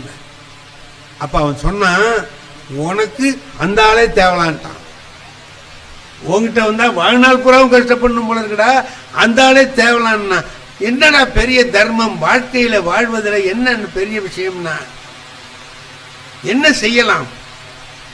மரம் செய்யணும், மனதிலே குற்றம் இல்லாமல் இருக்கணும் அப்படின்னு சொல்லி சொன்னா நல்லது செய்யலாம். எப்படி நல்லது செய்யறது? 4 பேருக்கு உதவி செய்யலாம், 10 பேருக்கு சாப்பாடு கொடுக்கலாம், கோயிலுக்கு போகலாம், சாமி கும்பிடலாம். இங்க தவத்திரு குன்றக்குடி அடிகளார் இருந்தாங்க. அவங்க ஒரு நல்ல செய்தி ஒன்று சொல்லுவாங்க, அருமையான செய்தி. பழனிக்கு பக்கத்துல ஒரு 25 கிலோமீட்டருக்கு அந்தாண்ட ஒரு ஊர் இருக்கு. அந்த ஊர்ல உள்ள ஒருத்தர் வாழை பயிரிடணும்னு நினைச்சார், மலை வாழை. அவர் பெரிய தோப்பு, அதுல மலை வாழை கன்றுகள் வாங்கிட்டு வந்து வச்சு வளர்க்கிறார். அப்ப அவர் வேண்டிக்கிறார், பழனி முருகனுக்கு வேண்டிக்கிறார், முருகா இது நல்லா விளைஞ்சி தாரெல்லாம் நல்லா விட்டதுன்னா முதல் தாரை உனக்கு நான் கோயிலுக்கு கொடுத்துட்றேன்னு வேண்டிக்கிறேன். அப்படியே விளையுது. பாத்தீங்கன்னா ஒரு ஆள் உயரத்துக்கு தாரு, பெரிய பெரிய பழமா இருக்குது. அவருக்கு ரொம்ப மகிழ்ச்சி, முருகனை வேண்டிக்கிட்டோம், அருமையா அந்த தார் வந்திருக்குது அப்படின்னு சொல்லிட்டு. இப்போ அதை பார்த்த உடனே முதல் தாரை எடுத்தாரு, பழுக்க வச்சாரு. இதை கொண்டுட்டு போய் ஒரு ஆளை கூப்பிட்டாரு, அவன்கிட்ட கொடுத்து இதை கொண்டு போய் கோயிலில் கொடுத்து ஈவோ விட்ட ரசீது வாங்கிட்டு வா. எண்ணி பார்த்தாரு, பழம் 300 பழம் இருக்கு. 300 பழம் அதில் இருக்கு. 300 பழத்தையும் கொண்டு கொடுத்துட்டு ஐயாட்ட ரசீது வாங்கிட்டு வான்னு இவன் கொண்டு போனான். பழனி கோயிலில் கொண்டு கொடுத்தான். கோயில் அதிகாரிகிட்ட சொன்னா ரசீது கொடுங்கன்னா அவர் எண்ணி பாருங்கடான்னார். 294 பழம் தான் இருந்துச்சு. ஒரு 6 பழம் இல்லை. என்ன நடந்திருக்கு அப்படின்னா, வழியில அவனை கொண்டு போய் குடுன்னு சொன்னார்ல, குடுன்னு சொன்னவரு தூக்கிட்டு போறவன் வழியில பசியா இருந்தா சாப்பிடுவணுமே அப்படின்னு ஒரு 10 ரூபா பணம் கொடுக்க மறந்துட்டார். 25 கிலோமீட்டர் தூரம் நடந்து தூக்கிட்டு போறேன்னா அவனுக்கு வெயில் எப்படி இருக்கும், கஷ்டம். பசியா இருந்தது, தாங்கல பசி, நடக்க முடியல, எடுத்து வச்சான். அதுல ஒரு 6 பழத்தை எடுத்து சாப்பிட்டுட்டான். 6 பழத்தை தின்னுட்டான். கொண்டு கொடுத்தான். அவர் 300 இருந்தது 294 போயிட்டு 6 குறைஞ்சிடுச்சு. அவர் ரசீதை கொடுத்தாரு, இவன் வாங்கிட்டு வந்து இவர்கிட்ட கொடுத்துட்டான். இல்லை என்னடா 300 பழம் கொடுத்தா 294 தான் வந்ததுன்னு சொல்லி அந்த ஆளு எழுதி கொடுத்துருக்காரு, 6 பழம் எங்கடான்னு. ஐயா பசியா இருந்தது, நான் சாப்பிட்டுட்டேன். ஏண்டா சாமிக்கு கொடுத்தது நீ திங்கலாமாடா, அறிவில்லை உனக்கு நாய அப்படின்ட்டு அடி சவுக்கு எடுத்துக்கிட்டு அடிச்சு தூக்கி போட்டு இவனை கட்டி போட்டுக்கடா இங்கே கொள்ளையிலன்னு சொல்லிட்டாரு. பண்ணையார் பெருசா கட்டி போட்டான். ராத்திரி படுக்கிறார், தூக்கத்துல கனவு வருது, முருகன் வர்றார். எப்பா நீ அனுப்பின பழம்லாம் ரொம்ப சுவைன்னா அந்த சுவை தான்டா, அற்புதமா இருந்துச்சுன்னார். நல்லா இருந்துச்சுங்களா அப்படின்னா, நல்லா இருந்துச்சு, நான் தான் கொடுத்து அனுப்பினேன் அப்படின்னா. 6 பழம்னாலும் 6 அருமை 6 294 கோவிலுக்கு அனுப்பினேன் அப்படின்னா. அதை பத்தி எனக்கு தெரியாது, 6 வந்து சேர்ந்ததுன்னா. முருகன் சொல்றான் 6 பழம் வந்துட்டுதுங்கிறான். அப்ப அந்த 6 எவன் ஏழை பசிக்கு சாப்பிட்டானோ அது முருகனுக்கு போயிடும். கோயிலுக்கு போனது போச்சு, அது என்ன வேணாலும் ஆகலாம். ஆனா 6 நேரடியா இறைவனுக்கு போய் சேருது. இதையும் திருமூலர் தான் சொல்ற. இவன் இருக்கானே, இவன் வந்து நடமாடும் கோயில், இவன் நடமாடுறவன். கோயில் படமாடும் கோயில். நடமாடும் கோயில் நம்பருக்கு ஒன்று ஈயின், படமாடும் கோயில் பகவருக்கு அங்கு ஆகான். படமாடும் கோயில் பகவருக்கு ஒன்று ஈயின், நடமாடும் கோயில் நம்பருக்கு அங்கு ஆகா. கோயில்ல கொண்டு ஒண்ணு கொடுத்தீங்கன்னா இவனுக்கு வராது, ஆனா இவங்கிட்ட கொடுத்தீங்கன்னா கோயிலுக்கு போகும். இவன் வயிற்றுக்கு போனது, ஏழை வயிற்றுக்கு போனது இறைவனுக்கு போய் சேர்ந்தது. ஏன்னா ஏழையின் வயிற்றுல தான் இறைவனே இருக்கான். அதை நிறைவு பண்ணா இறைவனை நிறைவு பண்ணதா ஆச்சு அப்படின்னா. அப்ப அங்க போய் அடிகளார் இந்த கதையை சொல்லுவாங்க. சொல்லி நாம எப்ப வந்து மற்றவர்களுடைய பசியை தீர்க்கிறோமோ அப்ப இறைவனுடைய பசியை தீர்த்ததாக ஆகும். அண்ணா அறிஞர் அண்ணா சொன்னார், ஏழையின் சிரிப்பில் இறைவனை காண்போம். ஏழையை சிரிக்க வச்சா அதுதான் இறைவனுக்கு செய்கிற பணி. நான் படிக்கிற காலத்துல ஒரு இங்கிலீஷ்ல ஒரு கதை எங்களுக்கு பாடத்துல இருந்துச்சு. அபு பென் ஆடம்னு ஒண்ணு. அதுல வந்து அவன் என்ன செய்யறான், நல்லவனாகிறான். யாராவது கண்ணு தெரியாதவன் இருந்தானா அவனுக்கு உதவி செய்யறான். ஒரு அம்மா ஒரு பொருள் வாங்கணும்னு சொல்லி சொன்னா அவங்களுக்கு வாங்கிட்டு வந்து கொடுத்துட்டு போறான். பள்ளிக்கூடத்துக்கு லேட்டா போய் அடி வாங்கினாலும் இதெல்லாம் செய்யறான். எல்லாருக்கும் உதவி செய்யறான். பார்வை இல்லாதவர் பஸ் ஸ்டாண்டுக்கு போகணும்னா கொண்டு விட்டுட்டு போறான். ஒரு நாள் ராத்திரி தூங்கிட்டு இருக்கான், என்னமோ சத்தம் கேட்குது. முழிச்சு பார்க்கறான், ஒரு தேவதை முழிச்சு என்னமோ ஒரு பேப்பர் வச்சு எழுதிக்கிட்டு இருக்கு, இப்படி எழுதுது. அப்ப இவன் முழிச்சிட்டு கேட்டான், யாரு நீ? நானா தேவதை. என்ன எழுதிக்கிட்டு இருக்க? என்ன? யாரெல்லாம் ரொம்ப கடவுள் பக்தி உள்ளவங்களா இருக்கிறாங்கிறத லிஸ்ட் எடுத்துக்கிட்டு இருக்கேன். கடவுள் பக்தி ரொம்ப உள்ளவங்க யார் யாருன்னு லிஸ்ட் எடுத்துக்கிட்டு இருக்கேன். அபு பின் கேட்டான், என் பேர் இருக்கான்னு கேட்டான். அது படிச்சு பார்த்துட்டு, உன் பேர் இல்லையே, உன் பேர் இல்லையப்பா. இல்ல, சரி போ அப்படின்ட்டான். அப்புறம் ஒரு நாள் இதே மாதிரி முடிச்சு பார்க்கறான், ஒரு தேவதை எழுதிக்கிட்டு இருக்கு. என்ன எழுதுறேன்னா, கடவுள் யார்கிட்ட ரொம்ப பக்தியா இருக்கிறார், யார்கிட்ட ரொம்ப அன்பா இருக்காருன்னு நான் லிஸ்ட் எடுக்கிறேன்னு. என் பேர் இருக்கான்னா, உன் பேர் தான் முதல் பேரா இருக்கு. ஏழை எளிய மக்களுக்கு உதவி செய்கிறவனை கடவுள் வந்து கும்பிடுறார்.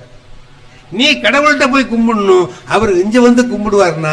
ஏழை எளிய மக்களுக்கு செய்வது, குடும்பத்தில் இருந்து நல்லது செய்யறது என்ன அப்படின்னா, ஒரு பெரிய பணக்காரர் இருக்கிறார், பெரிய பணக்காரர், நிறைய சாப்பிடுவார், அருமையான சாப்பாடுலாம் சாப்பிடுவார். அவருக்கு ரொம்ப கவலை, தூக்கம் வராது, தவிப்பார், கஷ்டப்படுவார். மத்தியான நேரத்தில் சாப்பிடவும் முடியல, கொள்ள முடியல, அப்படி என்னென்னமோ கவலைகள் இருந்துச்சு அவருக்கு. என்னடா இப்படி இருக்க, இவ்வளவு கோடி கோடியா பணம் இருக்கு, தூக்கம் வர மாட்டேங்குது, மனசுல ஒரு நிம்மதி இருக்க மாட்டேங்குது, என்னடா வாழ்க்கை இது அப்படின்னு நினைச்சுக்கிட்டு இப்படி போறாரு. கொள்ள பக்கமா போய் இப்படி வயல்ல போறாரு. அங்க ஒரு உழவன் உழுதிட்டு இருக்கிறான். எப்போ மத்தியானம் வெயில்ல மேல சட்டை இல்லாம தலையில முண்டாசை கட்டிக்கிட்டு ஏர் ஓட்டுறான், ஹாயின்னு தெம்மாங்கு பாட்டு பாடிக்கிட்டு ஓட்டுறான். இவ்வளவு சாப்பாடு சாப்பிட்டோம் கொண்டோம், நமக்கு நிம்மதி இல்லை. இந்த வெயில்ல வேலை செஞ்சுக்கிட்டு என்னடா பாவி இப்ப பாட்டு பாடிக்கிட்டு இருக்கிறான், இவ்வளவு சந்தோஷமா இருக்கானேன்னு நினைச்சுக்கிட்டு இங்க வான்னு கூப்பிட்டார். வந்தான். என்னடா உனக்கு இந்த வேலை வெயில்ல இவ்வளவு கஷ்டப்பட்டுட்டு இருக்க, பாட்டு பாடிட்டு இருக்கேன்னா. அவன் சொன்னான், ஐயா இந்த வேலை செஞ்சு முடிச்சேன்னா 8 ரூபா கிடைக்கும்யான்னு. எவ்வளவு? 8 ரூபா கிடைக்கும்யா அப்படின்னா. 8 ரூபாயா? 8 ரூபாய்க்காடா இந்த பாட்டு போடுற? என்ன 8 ரூபான்னா ரொம்ப லேசா நினைச்சிட்டீங்க. 8 ரூபாயில நான் 4 வேலை செய்வேன்னா. என்னடா 4 வேலை செய்வேன்?